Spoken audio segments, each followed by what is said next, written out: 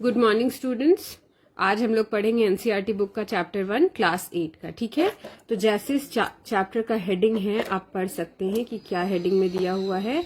Heading है आपका crop production and management, यानी कि फसल को हम कैसे उगाते हैं और उस उगाए हुए फसल को हम मैनेज कैसे करते हैं। Now come to the first line. Paheli and Bojho went to their uncle's house during summer vacation. Paheli और बोझो समर वेकेशन में कहाँ जाते हैं? अपने अंकल के घर।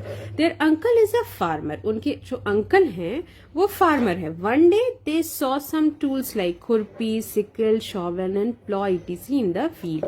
और एक दिन उन्होंने अपने अंकल के खेत में क्या देखा? फील्ड में खुरपी देखा, सिकल। सिकल का मतलब क्या होता है आपका? सिकल का मतलब होता है हंसुआ। जो बच्चे लिखना चाहते हैं वो लिख सकते हैं, ठीक है, हंसुआ। और शॉवेल का मतलब क्या होता है? शॉवेल का मतलब होता है बेलचा। बेलचा। प्लो का मतलब क्या होता है? हल। और भी बहुत कुछ उन्होंने देखा होगा, बहुत सारे टूल्स होते हैं। Now you have learn that all living organism require food. आप लोगों को पता है कि what all living organism require, जो सारे लिविंग ऑर्गेनिज्म हैं उनको क्या, किस चीज का जरूरत होता है? फूड का। सो यहाँ पे एक क्वेश्चन हमारा बनता है, what all living organism require.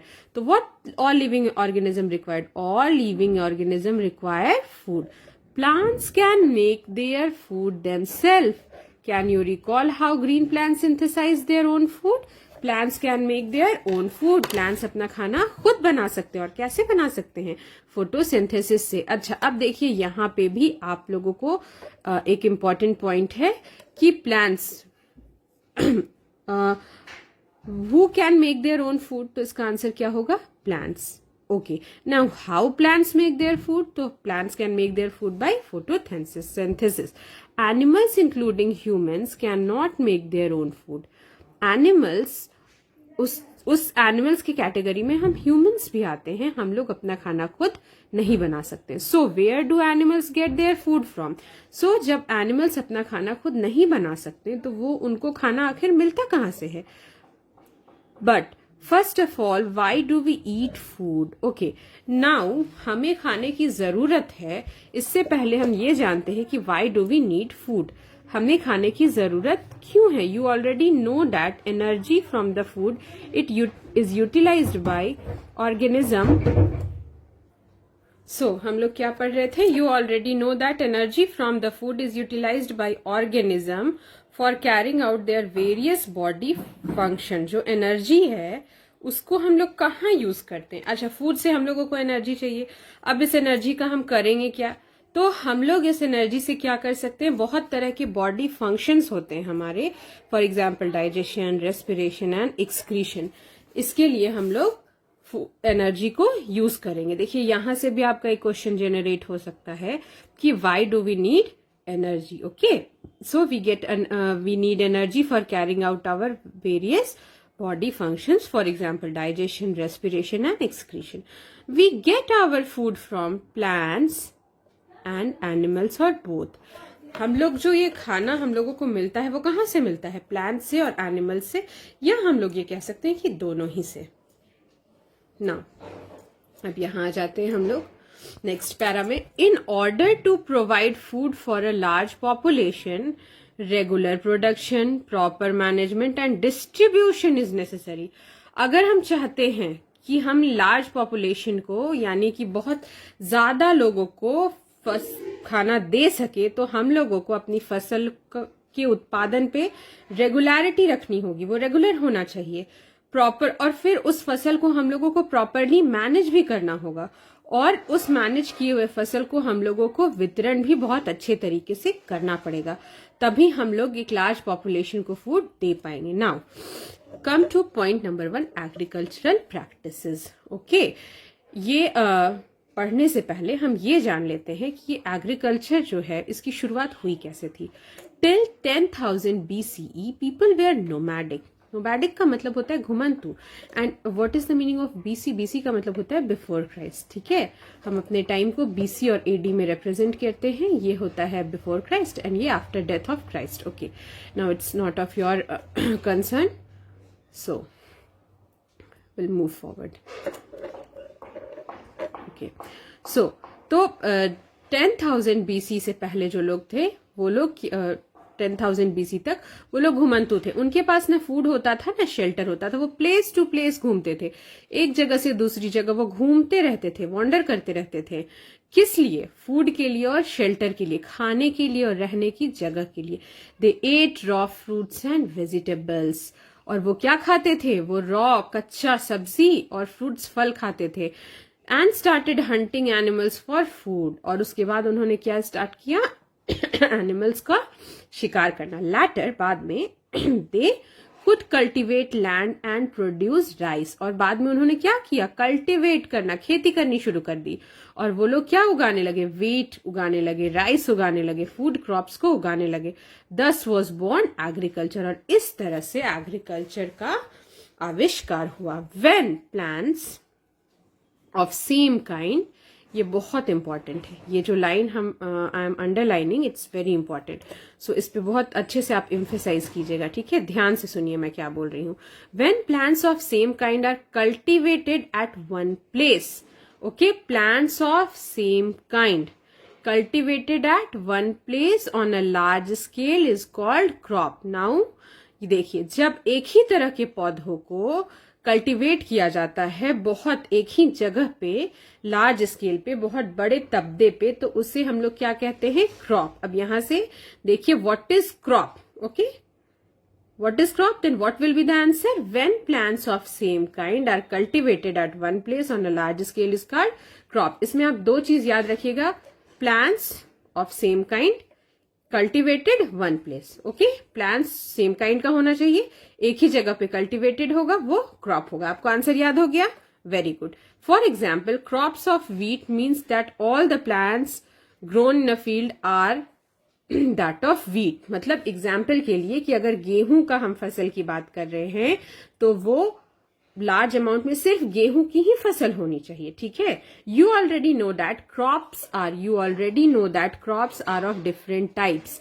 आपको पहले से ही पता है कि क्रॉप्स जो होते हैं, फसल जो होते हैं, बहुत तरह के होते हैं, जैसे cereals, vegetables and fruit. Cereals का मतलब अनाज, अनाज को भी क्रॉप हम लोग फसल कहते हैं।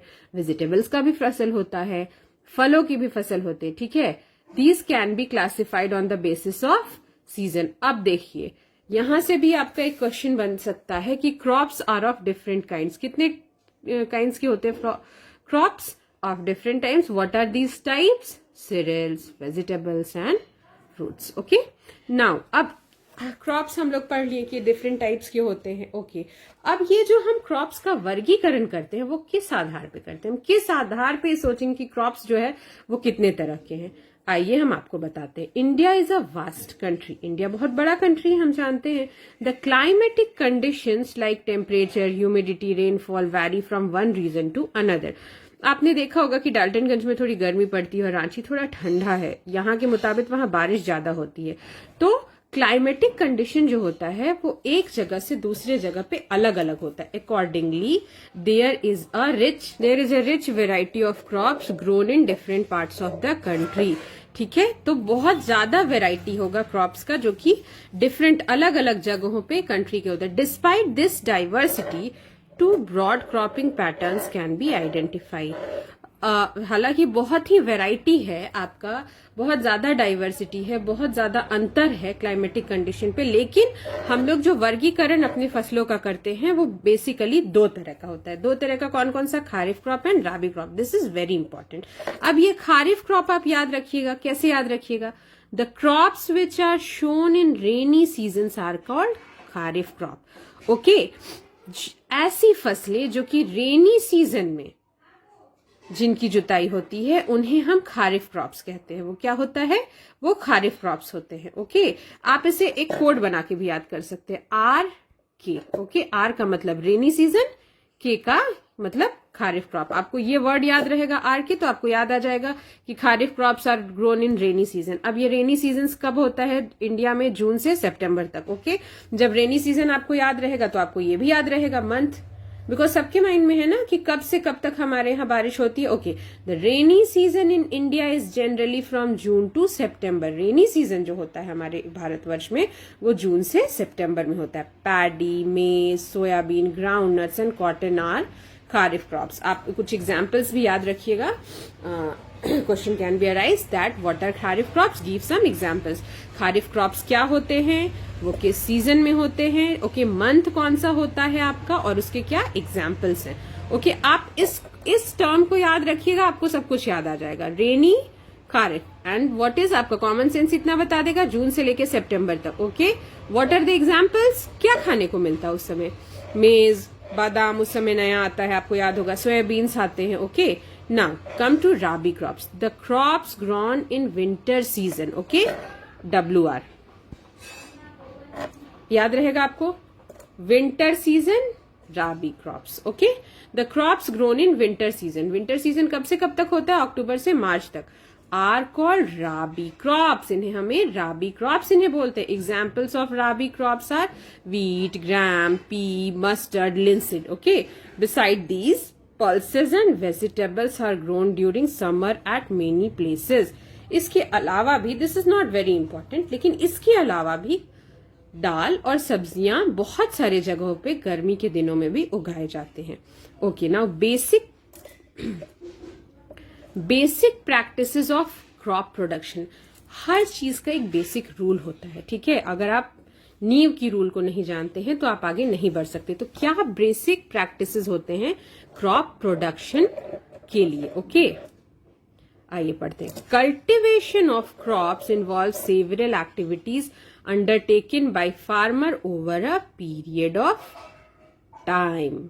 जब हम लोगों को किसी फसल को उगाना होता है तो उसके लिए बहुत सारे स्टेप्स हम लोगों को उठाने पड़ते हैं। ओके इस लाइन को आगे आपका इस लाइन का जरूरत पड़ेगा। ओके इसको ध्यान से समझिए। Cultivation of crop involve several activities undertaken by farmers over a period of time. You may find that these activities are similar to those carried out by a gardener or even by you when you grown ornamental plants in your house.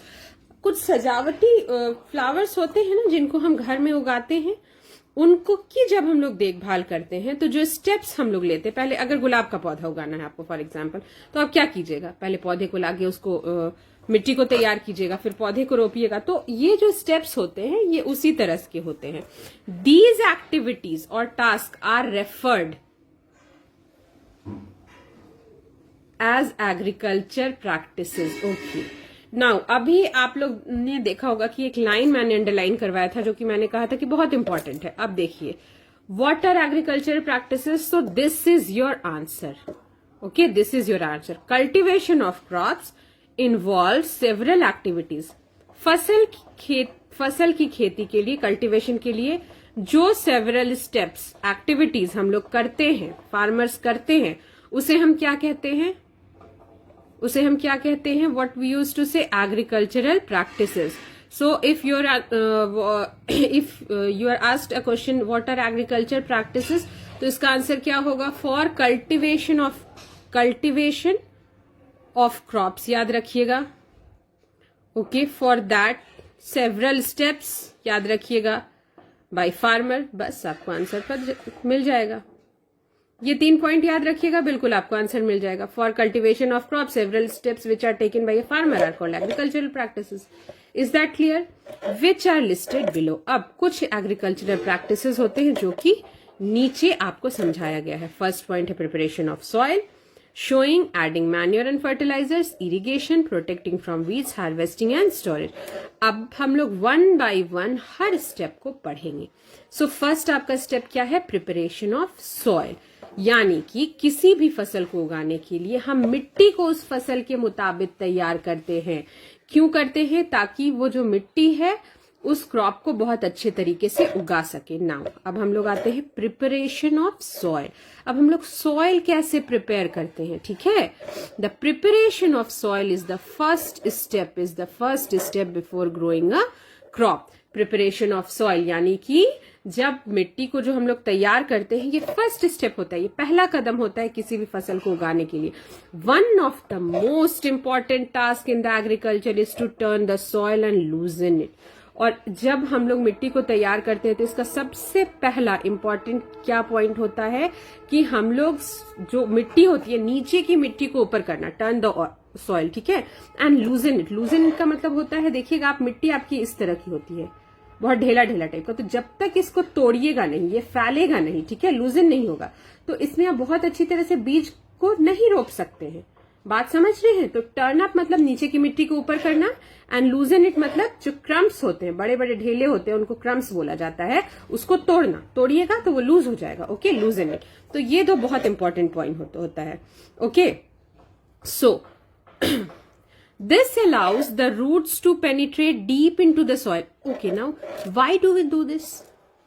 हम लोग science के student हैं, जब भी कुछ पढ़े तो Y जरूर होना चाहिए हमारे दिमाग में कि आखिर क्यों ये कर रहे हैं। तो ये जो हम लोग मिट्टी तोड़ रहे हैं या नीचे की मिट्टी को ऊपर कर रहे हैं, वो क्यों कर रहे हैं? ताकि जो this allows the roots to penetrate deep into the soil. ये क्या करेगा कि जब आप बीज बोइएगा तो रूट्स को बहुत अच्छे तक वो पेनिट्रेट कर पाएगा, अंदर तक जा पाएगा। The loose soil allows the roots to breathe easily even when they go deep into the soil. जो मिट्टी जो ढीली होती है, वो उस ढीली मिट्टी में जब हमारा जो जड़ होता है पौधे का, वो नीचे तक चला जाता है, तो भी वो पानी को बहुत अच्छे से सोख सकता है और वो ब्रीथ, ऑक्सीजन का जरूरत उसे भी है, वो कर सकता है। Why do loosening of soil allow the roots to breathe easily? Okay, now this is very important कि क्यों किस तरह से लूज मिट्टी जो होती है वो आपकी सॉइल को अलाउ करती है ब्रीथ करने में, ओके। यहां तक हम सभी ने पढ़ लिया था, अब हम ये पढ़ेंगे, ठीक है। The लूजन soil helps in the growth of earthworms and microbes. What is the luzerne oil? How luzerne oil help क्या करता है? luzerne oil हमारा जो होता है वो earthworms और microbes जो होते हैं वो प्रेजेंट जो होते हैं सॉइल में, उनके ग्रोथ में हेल्प करता है। नाउ ये अर्थवॉर्म्स क्या होते हैं? अर्थवॉर्म्स जो होते हैं वो केचुए होते हैं, और माइक्रोब्स माइक्रो ऑर्गेनिज्म आप लोग जानते हैं, आप लोग प्रीवियस चैप्टर में भी पढ़ चुके हैं और आगे भी हम लोग पढ़ेंगे, ठीक है। These organisms are friends of farmer. ये जो ऑर्गेनिज्म होते हैं ये फ्रेंड्स ऑफ फार्मर होते हैं, ठीक है। अब हम लोग आगे ये भी पढ़ेंगे कि ये फ्रेंड कैसे होते हैं फार्मर के। हम ये तो कह रहे हैं कि ये जो अर्थवॉर्म्स है, ये जो माइक्रोब्स है, ये फ्रेंड्स होते हैं, ये दोस्त होते हैं फार्मर के, लेकिन कैसे? ठीक है। Since they further turn and loosen the soil and add humus to it. किस तरह से ये फ्रेंड होते हैं? ये क्या करते हैं? मिट्टी को, नीचे की जो मिट्टी है, टर्न मतलब नीचे की मिट्टी को ऊपर करते हैं और फिर मिट्टी को ढीला करने में भी मदद करते हैं। Is it clear? तो इस तरह से ये फार्मर्स के फ्रेंड हुए ना, क्योंकि हम क्या कर रहे हैं, हम तो प्रिपरेशन ऑफ सॉइल में मेन चीज क्या है, हम लोग बेसिकली जो सॉइल प्रिपेयर कर रहे हैं उसके लिए क्या कर रहे हैं? सॉइल को लूज कर रहे हैं, सॉइल को टर्न कर रहे हैं, ठीक है, और एड ह्यूमस। ये जो हमारी ये जो हमारे माइक्रोब्स होते हैं और अर्थवर्म्स होते हैं, ये मिट्टी में ह्यूमस को भी ऐड करते हैं। अब ये मिट्टी में ह्यूमस कैसे ऐड करते हैं? जो सड़ी हुई गली हुई चीजें होती हैं उनको ये क्या करते हैं, मतलब जैसे जो कुछ पत्ते झड़ गए, ठीक है, वो सॉइल पे गिरे, उसके बाद कोई एनिमल मर गया तो वो सॉइल पे गिरा, तो उसको डिकम्पोज करने में अर्थवॉर्म्स जो होता है और माइक्रोब्स जो होता है वो हेल्प करता है। तो इस तरह से क्या होता है कि जो सॉइल है उसका न्यूट्रिएंट्स और बढ़ जाता है। Why the soil needs to be turn and loosen? This is very important कि आखिर क्यों, why the soil needs to be turn and loosen, आखिर क्यों हम लोगों को इस बात का जरूरत होता है कि हम क्या करें, हम मिट्टी को टर्न करें और हम मिट्टी को लूजन अप करें। फर्दर मैं आप लोगों को बताती हूँ ये बात। You have learned in previous classes that the soil contains what? Minerals, water, air and some living organism. आप लोग प्रीवियस क्लास में भी पढ़े थे ना कि सॉइल क्या कंटेन करता है हमारा? सॉइल जो है हमारा वो मिनरल्स को भी कंटेन करता है, वो वाटर भी कंटेन करता है, वो एयर भी कंटेन करता है और कुछ लिविंग ऑर्गेनिज्म भी। In addition dead plants and animals get composed, dead plants and animals get decomposed by soil organism. In this way, various nutrients in the dead organism are released back into the soil. मैंने अभी आप लोगों को क्या बताया कि soil जो है वो पहले से ही मिनरल्स, वाटर और एयर जो है वो कंटेन करता है एंड सम लिविंग ऑर्गेनिज्म, लेकिन जब कोई भी मतलब जब कोई भी प्लांट्स या कोई भी एनिमल सॉइल के ऊपर मरता है तो क्या होता है, उसका बॉडी डिकम्पोज होता है। उसका बॉडी जब डिकम्पोज होता है तो उसके बॉडी में जो भी न्यूट्रिएंट्स होते हैं वो क्या होते हैं, रिलीज होते हैं, ठीक है। और रिलीज होके वो सॉइल में ही मिल जाते हैं, यानी कि मिट्टी से ही जन्मे मिट्टी में ही मिल गए। Okay, like this. जैसे देखिए मिट्टी की सतह ऊपरी, यहाँ पर पत्ते वगैरह प्लांट्स है, कुछ झड़ गया, ठीक है। धीरे धीरे माइक्रोब्स और अर्थवॉर्म्स क्या करेंगे, और धीरे धीरे ये बाहर के इन्वायरमेंट से भी ये डिकम्पोज होने लगा, ठीक है। डिकम्पोज हो गया मिट्टी में, तो इसका जो न्यूट्रिएंट्स था ये मिट्टी में ही मिल गया। Okay, now these nutrients are again absorbed by the plants। ये जो nutrients हैं ये क्या होते हैं, ये again जो है ये plants से ही absorb, ये जो nutrients are absorb by the plants. जो मिट्टी में जो हमारा न्यूट्रिएंट्स था, जब हम लोग प्लांट्स यहाँ पे रोपेंगे तो ये न्यूट्रिएंट्स जो है ये किसको मिलेगा, ये न्यूट्रिएंट्स प्लांट को अगेन मिलने लगेगा। I think I am clear with my words. Now we will move further. Since only few centimeters of top layer of soil supports plant growth। अच्छा, एक और बात यहाँ ध्यान देने की है कि देखिए ये मिट्टी का सतह है, यहाँ पे प्लांट्स मर रहा है, यहाँ पे एनिमल्स मर रहा है, यहीं तक डिकम्पोज होकर के इसका न्यूट्रिएंट्स रह जा रहा है। इसीलिए सिर्फ फ्यू सेंटीमीटर्स जो है वो सॉइल का जो टॉप का है वो प्लांट ग्रोथ को सपोर्ट करता है। Is that clear? Turning and loosening of soil brings the nutrient-rich soil on the top so that the plants can use these nutrients। अब हम जब टर्न करेंगे, मान लीजिए यहाँ तक न्यूट्रिएंट्स है, हमने मिट्टी को टर्न किया तो क्या होगा, नीचे की भी मिट्टी ऊपर आएगी। ओके, तो टर्निंग और लूजनिंग से क्या होता है कि हमारे जो मिट्टी है ना वो और उपजाऊ हो जाता है। Okay, is that clear? क्योंकि न्यूट्रिएंट्स जो हमारे प्लांट्स होते हैं उनके लिए इजिली अवेलेबल हो जाता है। Thus, turning and loosening of soil is very important। Okay, इसलिए turning और loosening of जो soil होता है, thus turning and loosening of soil is very important for cultivation of crops। और इसीलिए turning और loosening जो होता है वो बहुत important हो जाता है हमारे crops के cultivation के लिए। The process of, अब हम लोग बार बार पढ़ रहे हैं कि हमारे प्लांट्स को मतलब कि मिट्टी को उपजाऊ बनाने के लिए हमको मिट्टी को, सॉइल को लूजन करना चाहिए, हमें सॉइल को क्या करना चाहिए, टर्न करना चाहिए। लेकिन इस प्रोसेस को क्या कहते हैं, the process of loosening and turning the soil is called tilling and ploughing. Okay, हम जो मिट्टी को ढीला करते हैं, जो नीचे की मिट्टी को ऊपर लाते हैं, उसको क्या कहते हैं, उसको टीलिंग कहते हैं और उसको प्लॉइंग कहते हैं। This is done by a plough. अब हमको प्लॉइंग करना है, टीलिंग करना है, लेकिन कैसे करेंगे, with the help of plough. Plough का मतलब क्या होता है, आप लोगों को पता है? प्लॉ का मतलब कितने लोगों को पता है? प्लॉ का मतलब होता है हल। ओके, जो बच्चे नहीं जानते हैं वो लिख सकते हैं। प्लॉ का मतलब होता है हल। Plough are made up of iron और वुड। या तो वो आयरन से बना होता है या would say. If the soil is very dry it may need watering before ploughing. Okay, अगर सॉइल बहुत ड्राई है, बहुत ज्यादा सूखा है, तो हम लोगों को क्या करना चाहिए, हम लोगों को मिट्टी के जो ऊपर है ना उसके ऊपर वाटरिंग करना चाहिए ताकि मिट्टी ढीली हो जाए, जिससे कि मिट्टी जब ढीला हो जाएगा ना तो उसको प्लॉइंग करना बहुत इजी होगा। द प्लॉड फील्ड में have big clumps of soil called crumbs. जो प्लॉड फील्ड होता है उसमें बड़े बड़े ढेले भी हो सकते, क्लम्प्स। ठीक है, देखो यहाँ पे ऐसे इस तरह का होता है मिट्टी में, इस तरह का आप देखते हैं ना, तो इसको क्या बोला जाता है, ये बिग क्लम्प्स होते हैं सॉइल में, जिसको कि हम क्रम्प्स बोलते हैं। अच्छा, ये कह रहे हैं हम कि हम यहाँ पे बात कर रहे हैं कि मिट्टी में क्लम्प्स होते हैं and it is very necessary to break these crumps. हम बात कर रहे हैं कि हाँ ठीक है क्रम्प्स होते हैं और हमें क्रम्प्स को तोड़ना बहुत ज्यादा जरूरी, लेकिन कभी कोई सोचा कि क्यों हमको जरूरी है, नए क्रम्प्स को तोड़ेंगे, what will happen. Okay, what will happen, देखिए ये आपकी मिट्टी है। ओके, यहाँ पे क्रम्प्स है, इस तरह से क्रम्प्स है आपके। अब यहाँ पे अगर तुम बीज बोगे तो यहाँ तो एक गैप हो जा रहा है, तो इसको क्या प्रॉपर न्यूट्रिएंट मिल पाएगा, नहीं। लेकिन अगर यही हम इस क्रम्प्स को तोड़ दे रहे हैं तो मिट्टी क्या होगी, बिल्कुल बराबर। तो यहाँ एक बीज बोया, यहाँ एक, तो इसको आसानी से चारों तरफ से क्या हो रहा है, मिट्टी से न्यूट्रिएंट्स मिल रहा है ना। तो this is the main difference. तो that is why we need to break down the crumps. अब आया आपको बात समझ में कि क्यों हमें क्रम्प्स जो है उसको तोड़ना जरूरी है। Leveling the field is beneficial for sowing as well as irrigation. Leveling of soil is done with the help of leveler. What is the meaning of leveling? मतलब एक सतह में करना, ठीक है, बराबर सतह में इस तरह से करना.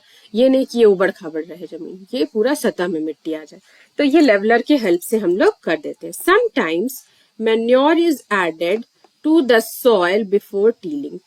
कुछ समय क्या करते हैं हम लोग कि मैन्योर को पहले ही हम लोग जो है वो ऐड कर देते हैं. Is it clear? मैन्योर को, अच्छा हम लोग मैन्योर को पहले क्यों ऐड करते हैं? This helps in proper mixing of manure with soil.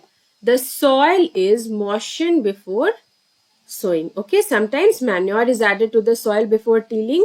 This helps in proper mixing of manure with soil. हम लोग अगर मैन्योर को पहले, जैसे मान लीजिए हमारा सॉइल है, इसके ऊपर हम मैन्योर डाल लिए. अब मैन्योर क्या होता है?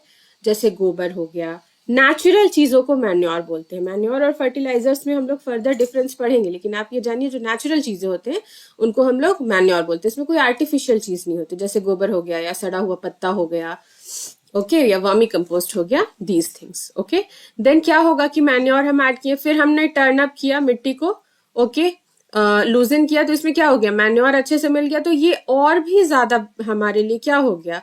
न्यूट्रिएंट रिच हो गया, जिससे कि हमारा सॉइल और ज्यादा उपजाऊ हो गया.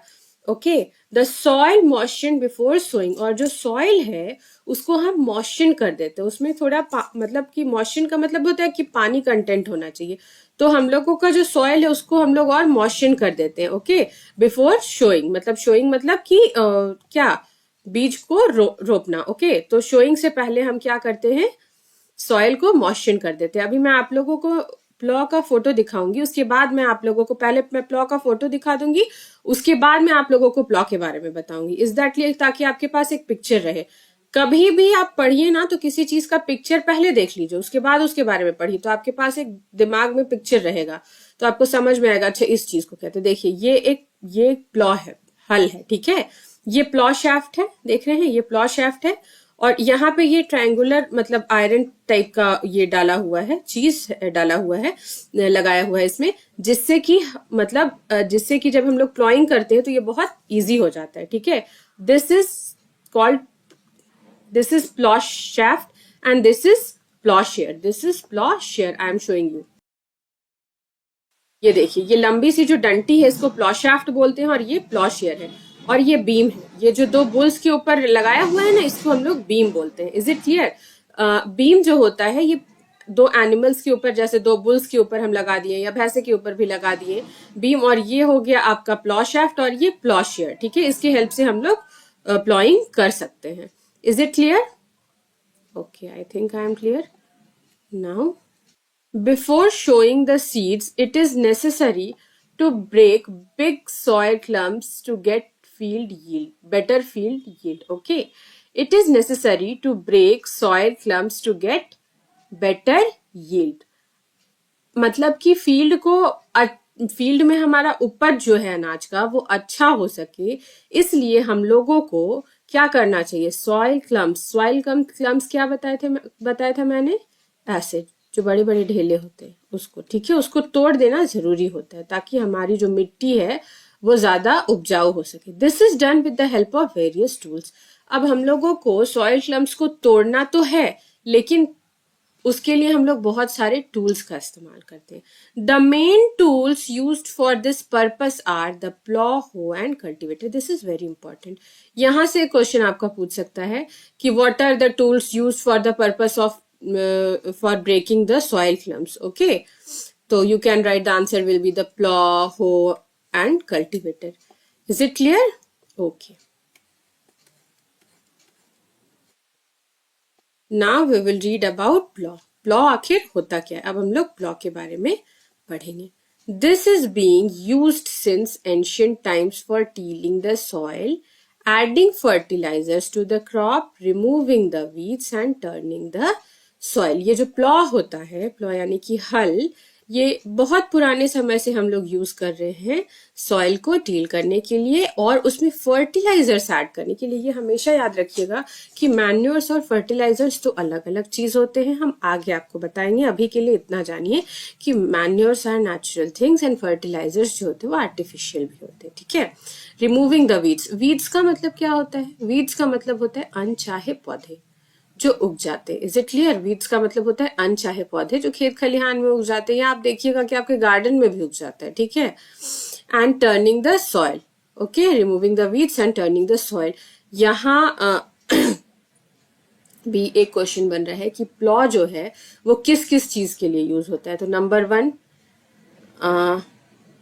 Removing the weeds, okay, for tilling the soil, removing the weeds, उसके बाद फिर tilling the soil, adding fertilisers to the crop, removing the weeds and turning the soil, इसके लिए यूज होता है।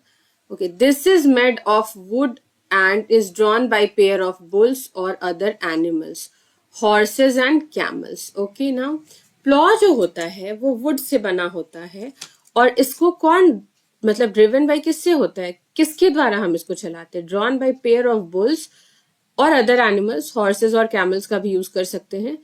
It contains a strong triangular iron strip called ploughshare. Okay, ये जो है ये एक ट्रायंगुलर आयरन स्ट्रिप कंटेन करता है।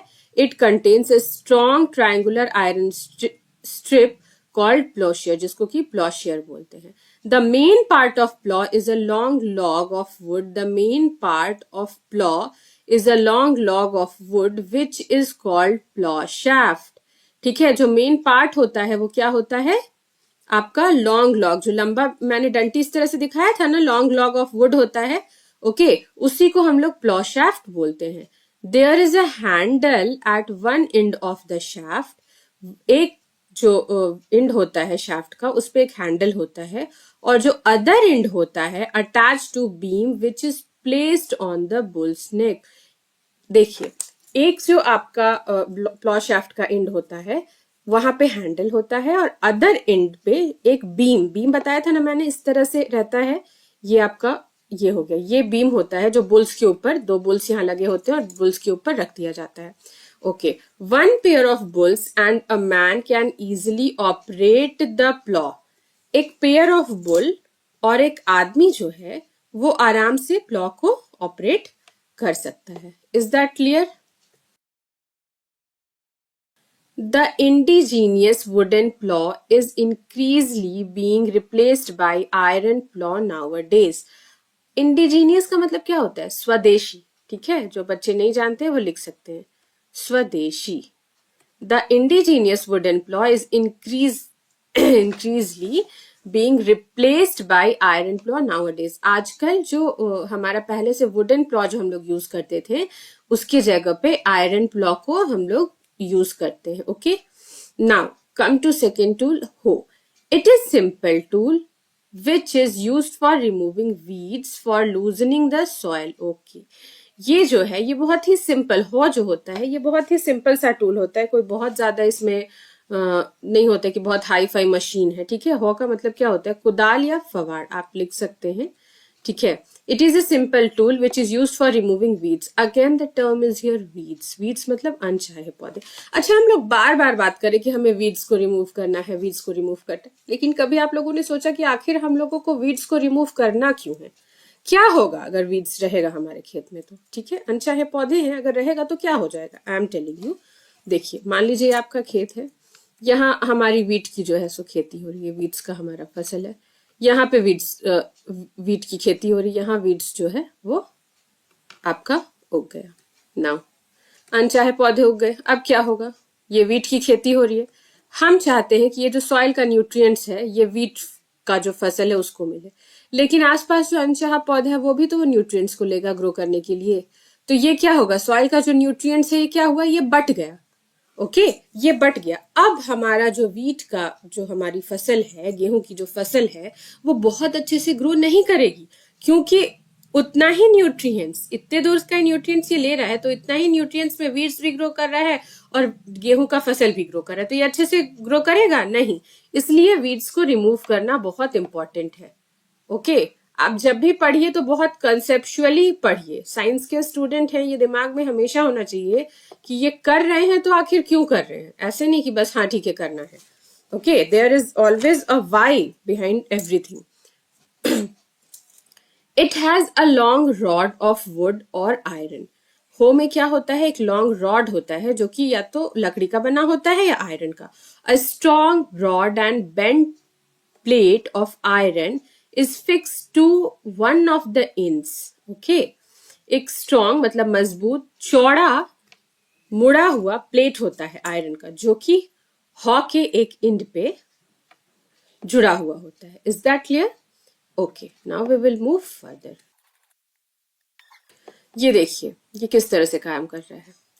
Works like a blade, it is pulled by animals, it is also pulled by animals. Okay, ये इस तरह का होता है, इसे हम हॉ बोलते हैं। ओके, ये देखिए यहाँ पे जो स्ट्रॉन्ग प्लेट की बात कर रहे थे ना हम लोग, जो बेंडेड प्लेट होता था आयरन का, वो ये है।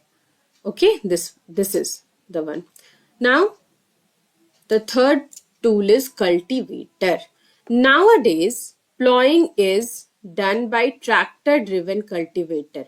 The use of cultivator saves labor and time. देखिए हम लोग हॉ यूज करेंगे या प्लॉ यूज करेंगे तो हमारा लेबर और टाइम बहुत ज्यादा लगेगा। Is it clear? क्योंकि मतलब जब आप कर रहे हैं, प्लॉइंग कर रहे हैं या हो के हेल्प से कर रहे हैं, तो उसकी वजह उससे क्या होगा आपको पता है, उससे आप बहुत ही कम एरिया में, ठीक है, प्लॉइंग कर पाएंगे। लेकिन जब आप कल्टीवेटर का यूज करेंगे तो आप एक समय में एक लार्ज एरिया को कवर कर पाएंगे। आप देखिए ये कल्टीवेटर है, ठीक है, ये ट्रैक्टर ड्रिवन है। ओके, ये ट्रैक्टर ड्रिवन कल्टीवेटर है, ट्रैक्टर के पीछे ये cultivator, this one is cultivator. आप देख रहे हैं कि इतना पूरा एरिया को एक बार में ये कवर कर दिया।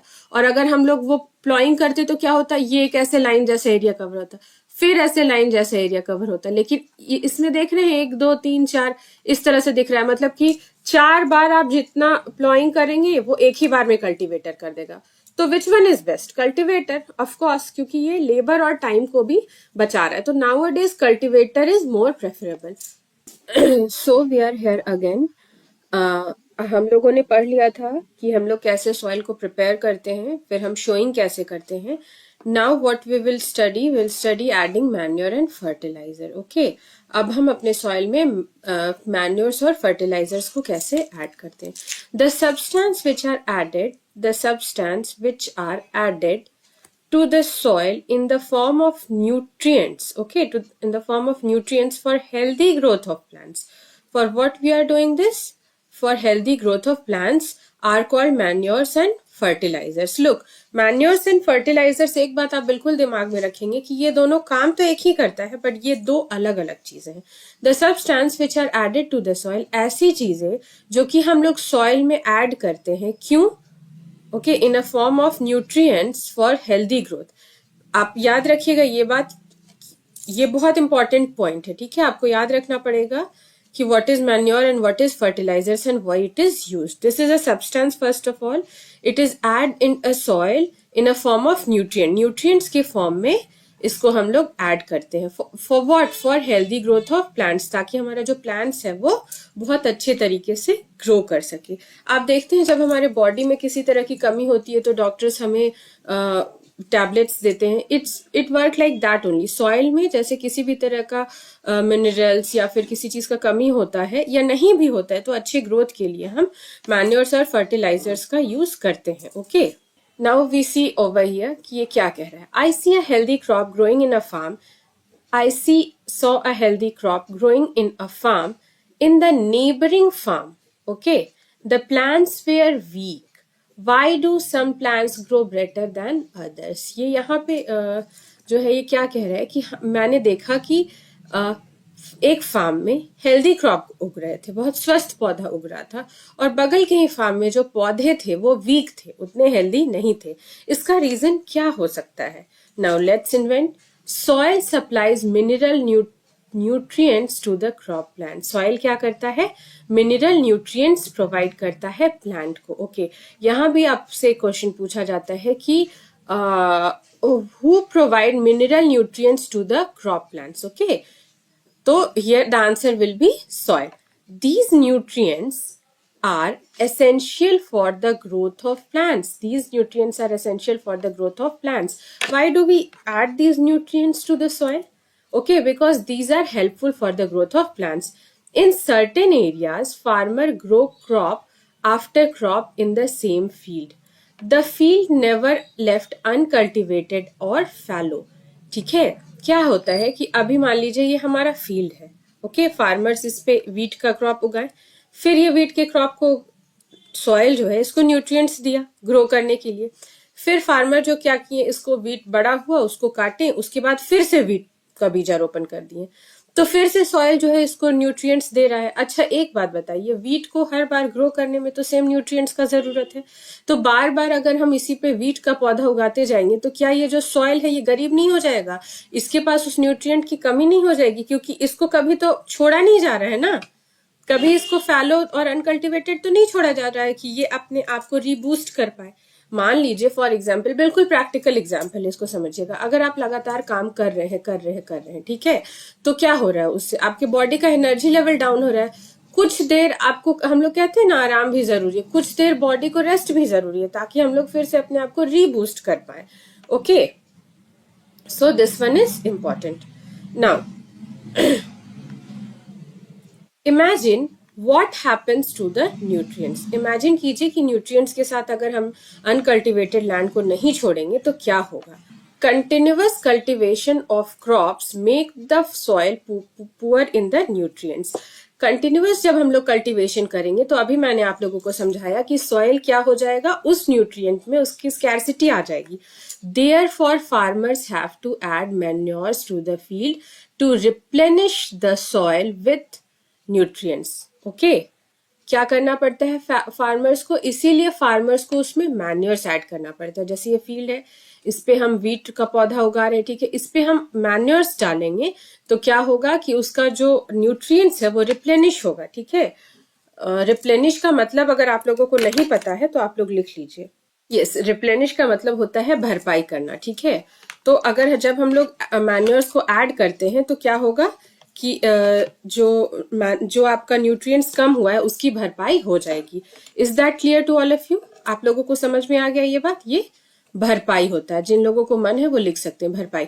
This process is called manuring. Okay, which process is called manuring? This one is very important, very very important. What is manuring? Define manuring, ये आपसे पूछा जा सकता है। So what is manuring? Okay, when farmer add manure to the field to replenish the soil, it is called manuring. Okay, when farmers add manure to the soil for replenishment of nutrients, this process is called what? This process is called manuring. Okay, this one is very important. Improper or insufficient manuring results in weak plant. Okay, what is the disadvantage if you will not manure properly your feed? It will lead to a weak plant. ये अच्छे healthy plants को नहीं वो करेंगे, ठीक है, healthy plants को grow नहीं करेंगे। Manure is an organic substance obtained from the decomposition of plants or animals waste. This one is very important. Okay, this one is also very important. And here one question can be asked कि manures जो होते हैं, ये बात बिल्कुल आप दिमाग में रखिएगा कि मैन्योर्स ऑर्गेनिक होते हैं, ये नेचुरल होते हैं। ठीक है, किसी भी तरह का आर्टिफिशियल चीज नहीं है, ये नेचुरली हम लोग इसको वो कर रहे हैं, बना रहे हैं। ठीक है, और ये नेचुरली हम लोगों को मिल रहा है। तो this one is organic substance obtain from the decomposition of plants and animal waste. हम लोगों को मैन्योर कैसे मिलता है? प्लांट्स और एनिमल के वेस्ट से। Farmer dump plant and animal waste in a pit at open places and allow it to decompose. आपने देखा होगा कि हम लोग घर में गड्ढा खोद देते हैं, या 6 में भी आप लोगों को पढ़ा होगा ना कि वर्मी कंपोस्ट कैसे बनाते हैं। हम लोग घर में गड्ढा खोद देते हैं, उसमें जो हमारा सब्जी का छिलका वगैरह आता है या गार्डन का जो भी हमारा रेसिड्यू बचता है, सूखे पत्ते वगैरह, उसमें डाल देते, फिर उसको मिट्टी से ढक देते तो वो खाद बन जाता है. The same thing is manure. वही उसी को हम लोग मैन्योर कहते हैं. ओके. और मैंने आप लोगों को पहले भी बताया था कि मैन्योर को बनाने में हमारा क्या माइक्रो ऑर्गेनिज्म हेल्प करता है, कैसे उसको डिकम्पोज करने में. The decomposed matter is used as organic manure. जो डिकम्पोज्ड मैटर होता है, ठीक है, जो हमारा बचा हुआ खाद्य मतलब सब्जी का छिलका होता है या प्लांट्स और एनिमल वेस्ट होता है, उसको कुछ माइक्रो ऑर्गेनिज्म जो होते हैं डिकम्पोज करते हैं, तो उसको क्या बनाते हैं, उसको ऑर्गेनिक मैन्योर बनाते हैं. Okay. This one we have already learn in class 6. देखिए यहाँ पे दो important points. What is manuring, how manure is obtained, okay, and what is a manure. Manure is a organic substance. ये सारी बातें आप लोगों को बिल्कुल दिमाग में रखना है. Is that clear? These points are very, very important. This activity, look what this activity is saying. Take moong or gram seeds and germinate them. Okay. Select 3 equal sized seedlings. Take 3 empty glasses or similar vessels. Mark them A, B, C. Okay. आपको क्या करना है, कुछ मूंग लेना है या ग्राम seeds लेना है, उसको जर्मिनेट करना है. Select 3 equal size seedlings. आपको इक्वल साइज के सीडलिंग्स को सेलेक्ट करना है. ओके. ओके. तो हम लोगों ने क्या पढ़ा था कि हम लोगों को मूंग लेना है और ग्राम सीड्स लेना है, और उसको जर्मिनेट का मतलब क्या होता है, अंकुरित करना. ठीक है. देखिए होंगे आप लोग कि जब हम लोग मूंग दाल फुलाते हैं तो उसमें से एक व्हाइट कलर का निकलता है ना, इस तरह से, वो उसको जर्मिनेशन बोलते हैं. ठीक है. वो जर्मिनेट हो जाता है, अंकुरित हो जाता है. Select 3 equal size seedlings. ठीक है. हम लोगों को इक्वल साइज का 3 सीडलिंग्स जो है वो लेना है, जो अंकुर किया हुआ. टेक 3 एम्प्टी ग्लासेस और वेसल्स. और फिर हम लोगों को 3 एम्प्टी ग्लासेस ले लेना है. ओके. 3 एम्प्टी ग्लासेस हम लोग ले लेंगे, और सेम हम लोग अंकुर किया हुआ पौधा ले रहे हैं. ठीक है. To glass A add little amount of soil mixed with little cow dung manure. Glass A हो गया ये ग्लास एक बी ले लेंगे, ग्लास सी इसका नाम रख दे. इसमें हम लोग सेम सीडलिंग डाले हैं. ठीक है. सेम जो बीज है हमारा वो अंकुर किया हुआ डाले. अब ए में क्या कर रहे हैं, हम मैन्योर डाल रहे हैं, काउडंग डाल रहे हैं. ठीक है. बी में क्या करें, glass B put the same amount of soil mixed with little urea. तीनों में हम लोग सॉइल सेम डाले हैं, अब इसमें हम लोग यूरिया डाल देते हैं. ठीक है. बी में हम लोग यूरिया डाल रहे हैं. Take same amount of soil in glass C without adding anything. अब सी में हम लोग क्या करेंगे, कुछ भी नहीं डालेंगे. ए में काउडंग डाले, बी में यूरिया डाले, लेकिन सी में कुछ भी नहीं डालेंगे. Now pour the same amount of water in each glass. ठीक है. हम लोगों को क्या करना है कि हर एक ग्लास में जिसमें सीडलिंग है उसमें सेम अमाउंट ऑफ वाटर डालना है. ये नहीं कि किसी में ज्यादा किसी में कम, सब में सेम डालना है. Keep them in safe place and water them daily.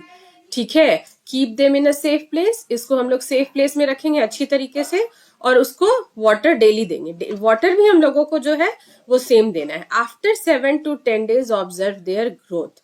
After 7 से 10 दिन के बाद हमको इसका ग्रोथ जो है वो देखना है. देखिए एक बात देखिए, ए बी सी ये तीनों ही ग्लासेस हमारे पास थे. ठीक है. हम लोग इसमें सब कुछ, मिट्टी भी सेम डाले, जो बीज है वो भी सेम डाले, पानी भी सेम डाले. अलग क्या हुआ, एक में मैन्योर डाले, एक में यूरिया डाले, और एक में कुछ भी नहीं डाले. अब हम लोगों को डिफरेंस पता चलेगा कि किस तरह से डिफरेंस आता है. Is that clear?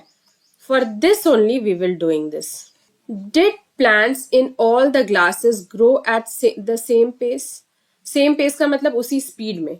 No, absolutely no.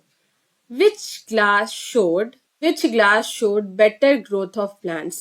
In which glass was the growth fastest? Okay. ये तीनों जो ग्लासेस थे उसमें तीनों ग्लास में से सबसे फास्ट ग्रोथ जो होगा वो किस सीडलिंग का होगा, किस ग्लास के सीडलिंग का होगा? ओके. हम बताते, फर्टिलाइजर्स जिसमें डाले हो ना, फर्टिलाइजर्स जिसमें डाले हो वो ज्यादा फास्ट ग्रो करेगा. आपको मैं पिक्चर के हेल्प से भी दिखाती हूँ. सी ओ वही देखो यहाँ पे जो बी है, बी में हम लोग क्या डाले थे, यूरिया डाले थे ना. बी में हम लोग यूरिया डाले थे, ये सबसे ज्यादा स्पीडली. जिसमें काउडंग डाले हैं वो उससे ज्यादा, और सी का जो सीडलिंग्स है वो सबसे छोटा है. ओके. तो आपको डिफरेंस समझ में आया? Now I am showing you. Manure तो आप लोग पढ़ लिए कि वो एक ऑर्गेनिक चीज होता है. Now we will learn about fertilizers. Fertilizers are chemicals, okay, which are rich in particular nutrients. Now, This one is important and this will give you the difference between manure and fertilizer. Manure और fertilizer का जो आपको difference है basically इसी बात से पता चलेगा. पहला बात, manure जो होता है, जो manure होता है वो natural होता है, ठीक है, manure natural होता है. और जो फर्टिलाइजर्स होते हैं, ठीक है, फर्टिलाइजर्स होते हैं वो आर्टिफिशियल होते हैं. अच्छा, कितनी बार होते हैं ना हम लोग पढ़ रहे हैं हम कंफ्यूज करने लगते हैं, कभी लगता है नहीं मैन्योर ही आर्टिफिशियल होता है, ठीक है. तो इसके लिए मैं आप लोगों को एक कोड बताती हूँ, MN, ठीक है. MN याद रहेगा आप लोगों को, MN याद रहेगा और FA याद रहेगा, MN और FA याद रहेगा, यानी कि manure natural, fertilizer artificial. Okay, this one is code. ये आपको याद रहेगा ना, तो आपके एग्जाम्स में या फिर आपके दिमाग में एक याद करने का ट्रिक आपके पास रहेगा, ठीक है. Fertilizers are chemicals which are rich in particular nutrients. Fertilizers जो होते हैं वो नेचुरल नहीं होते हैं, वो ऑर्गेनिक नहीं होते हैं, वो इनऑर्गेनिक होते हैं, वो केमिकल्स होते हैं और जो कि एक पर्टिकुलर न्यूट्रिएंट्स में रिच होते हैं, ठीक है. वो जैसे हमारा फॉर एग्जाम्पल हम लोग जो कंप्लीट फूड खाते हैं जैसे दूध, उसमें सब कुछ मिलता है, लेकिन जो हम लोग जैसे आप लोग फॉलिक एसिड का टैबलेट खाइएगा आर्टिफिशियल, तो वो सिर्फ फॉलिक एसिड देगा, वो सब कुछ तो नहीं देगा. तो ये बात समझिए कि जो मैन्योर्स होते हैं वो आपके नेचुरल चीज होते हैं और जो फर्टिलाइजर्स होते हैं वो आर्टिफिशियल होते हैं.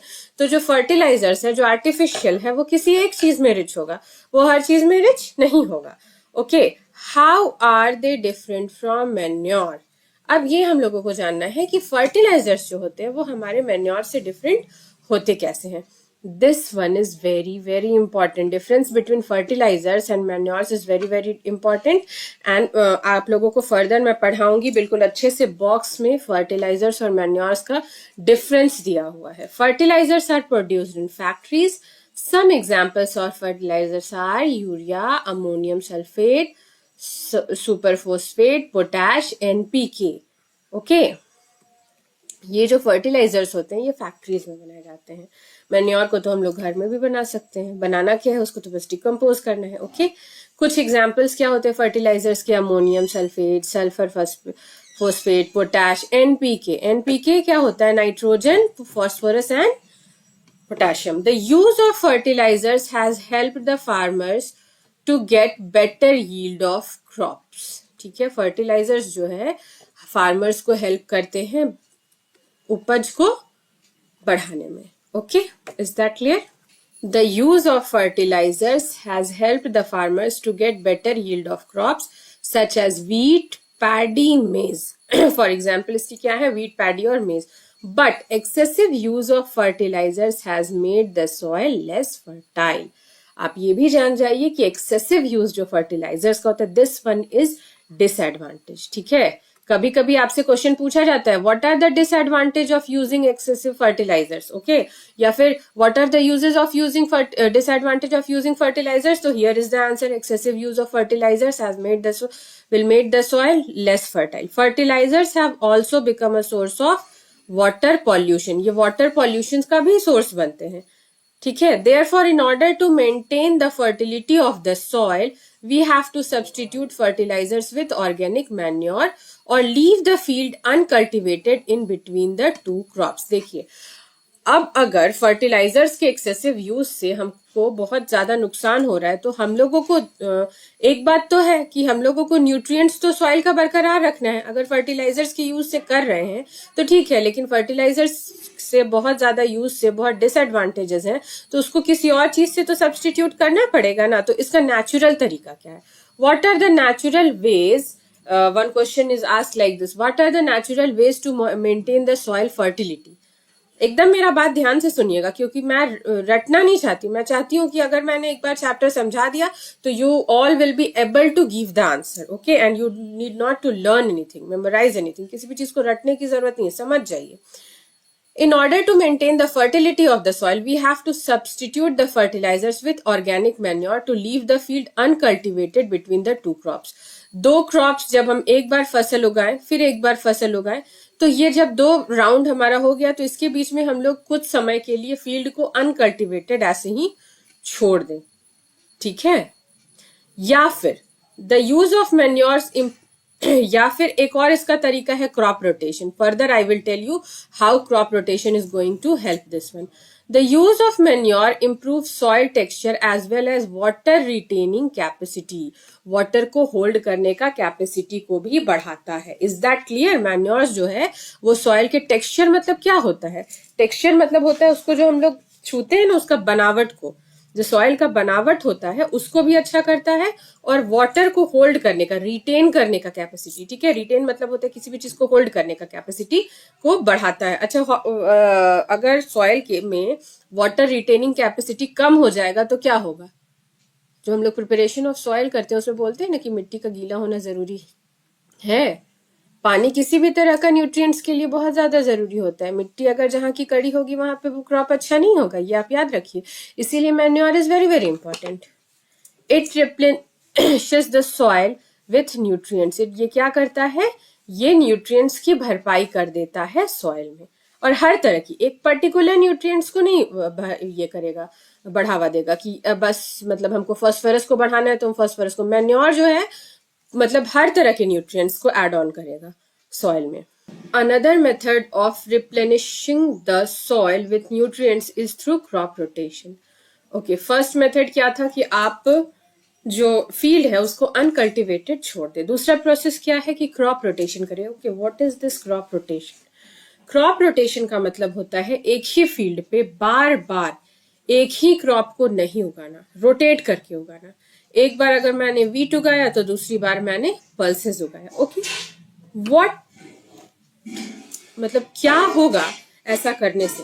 What will happen? This can be done by growing different crop alternately. Earlier, farmers in northern India used to grow legumes as fodder in one season and wheat in the next season. Northern India में क्या करते थे farmers की पहले लेग्यूमेंट्स, जो हमारा फलीदार पौधा जिसको बोलते हैं उसको हम लोग लेग्यूमेंट्स बोलते हैं, उसको उगाते थे एक सीजन में और फिर वीट उगाते थे. Okay, this help in the replenishment of soil with nitrogen. अच्छा, एक क्वेश्चन आप लोगों ने पहले भी शायद पढ़ा होगा कि how leguminous plants helps in nitrogen fixation. Okay, ये चीज आपके दिमाग में होना चाहिए कि कैसे हम लोग जो बात कर रहे हैं कि क्रॉप रोटेशन करना चाहिए, तो क्रॉप रोटेशन में एक बार हम वीट को उगाएंगे, एक बार हम लेग्यूमिनस प्लांट्स को उगाएंगे, तो इससे क्या होगा? नाइट्रोजन की जो कमी है वो सॉइल में नहीं होगी. हाउ? ठीक है, ये भी हम लोग बोलते हैं कि लेग्यूमिनस प्लांट्स जो होते हैं वो नाइट्रोजन फिक्सेशन में हेल्प करते हैं, तो कैसे, ये भी हम लोग आगे पढ़ेंगे. Farmers are being encourage to adopt this practice. Farmers को हम लोग इनकरेज मतलब प्रोत्साहित करना. In previous classes you have learn about rhizobium bacteria. Here we come, यहीं पे हम लोग आएंगे. जो हम नाइट्रोजन फिक्सेशन की बात कर रहे थे ना, यहीं से पता चलेगा. These are present in the nodules of roots of leguminous plants. They fix atmospheric nitrogen. ठीक है, जो लेग्यूमिनस प्लांट्स होता है ना, उनके जो रूट्स होते हैं उसमें राइजोबियम बैक्टीरिया मिलता है. राइजोबियम बैक्टीरिया होता है जो कि हमारा जो एटमॉस्फेयर है उसमें जो नाइट्रोजन है उसको फिक्स करता है सॉइल के साथ. Is that clear? तो क्या होगा, जो मतलब सॉइल में जो हमारा जो सॉइल है, जो नाइट्रोजन वीट को देके पुअरर हो गया, तो उसके अंदर फिर से जो सॉइल मतलब नाइट्रोजन है वो आ जाएगा. और ये जो पूरा प्रोसेस है, जो नाइट्रोजन फिर से रिप्लेनिश होगा, ये नेचुरली होगा, तो इससे इन्वायरमेंट को कोई हार्म भी नहीं होगा. So crop rotation is a very good option for substituting what? Fertilizers. Okay, fertilizers का भी यूज करेंगे बट इन अ वेरी किसी भी चीज को बहुत संतुलित तरीके से हमें करना चाहिए, उसको बैलेंस्ड वे में करना चाहिए, ताकि किसी भी तरह का डिसएडवांटेज इस प्रकृति को हमें मतलब इस प्रकृति को ना झेलना पड़े. Now here comes the most important thing of this chapter, difference between fertilizers and manure. Okay, this is very very very important. Earlier 8 board भी हुआ करते थे, उसके लिए भी ये क्वेश्चन बहुत इंपॉर्टेंट था. Difference between fertilizers and manure. Okay, ये दोनों का काम एक ही है. ये दोनों जो है ये प्लांट्स को न्यूट्रिएंट्स प्रोवाइड करते हैं, but how they are different. Fertilizers is a man-made inorganic salt. Fertilizers जो होता है वो human made होता है, natural नहीं होता है. But whereas manure is a natural substance obtained by the decomposition of cattle dung and plants residue. ठीक है, गाय का गोबर वगैरह, जो प्लांट्स का हमारा मतलब टूट के टहनी वगैरह गिर गया, पत्ता वगैरह गिर गया, उसके डिकम्पोजिशन से मिलता है. It is artificial, it is natural. Fertilizers are prepared in factories, manure is prepared in fields. Okay, इसको हम लोग फैक्ट्रीज में बनाते हैं, इसको फील्ड्स में बनाते हैं. Fertilizers does not provide any humus to the soil. Humus provide करता है? No. Manures provide a lot of humus to the soil. ठीक है. Fertilizers are very rich in plant nutrients like nitrogen, phosphorus and potassium. Manures are relatively less rich in plant nutrient. ठीक है, ये nitrogen, phosphorus और potassium में बहुत rich होता है, ये थोड़ा उससे कम रिच होता है. Is that clear? ये आपको समझ में आ गया? Okay, now we will learn advantages of manure. Okay, हम लोग एडवांटेजेस भी पढ़ेंगे कि मैन्योर को यूज करने का एडवांटेज क्या होता है. ये जो टेबल है आपका, इस टेबल ये 1.1 है, gives the difference between fertilizer and manure. This table is 1.1 and this gives the difference between fertilizers and manure. Advantage of manure. अब हम लोगों को यहाँ देख लीजिए, इस एनसीईआरटी बुक में advantage of manure is given straight, लेकिन डिसएडवांटेज मैंने आप लोगों को पैराग्राफ में बताया था ना, what are the disadvantage of it's hidden. वो आपको समझना पड़ेगा कि पैराग्राफ के बीच से आपको निकालना पड़ेगा. Disadvantage of using fertilizers. Okay, so the organic manure is considered better than fertilizer. जो organic manure होता है उसको हम लोग fertilizer से ज्यादा अच्छा मानते हैं. लेकिन क्यों? Because it enhances the water holding capacity of the soil. क्योंकि manure के help से जो water holding capacity होता है soil का वो बढ़ता है. It makes the soil porous. ये जो porous का मतलब पहले जान लीजिए, छिद्रपूर्ण. ठीक है, जो soil है उसमें छिद्र ज्यादा होता है. Due to which exchange of gases became easily. Okay, जब हमारा सॉइल में छिद्र रहेगा, आपका गैप रहेगा, तो एक्सचेंज ऑफ जो गैस होता है वो इजी हो जाएगा. It increase the number of friendly microbes. जो मैन्योर होता है वो हम लोगों ने पढ़ा है ना कि microbes are the friends of farmers. तो ये हम लोगों को, और आगे भी हम लोग पढ़ेंगे कि how microorganism are friends or foe. Okay, second chapter है आपका, तो we will learn more about microorganism in chapter 2. It improve the texture of the soil.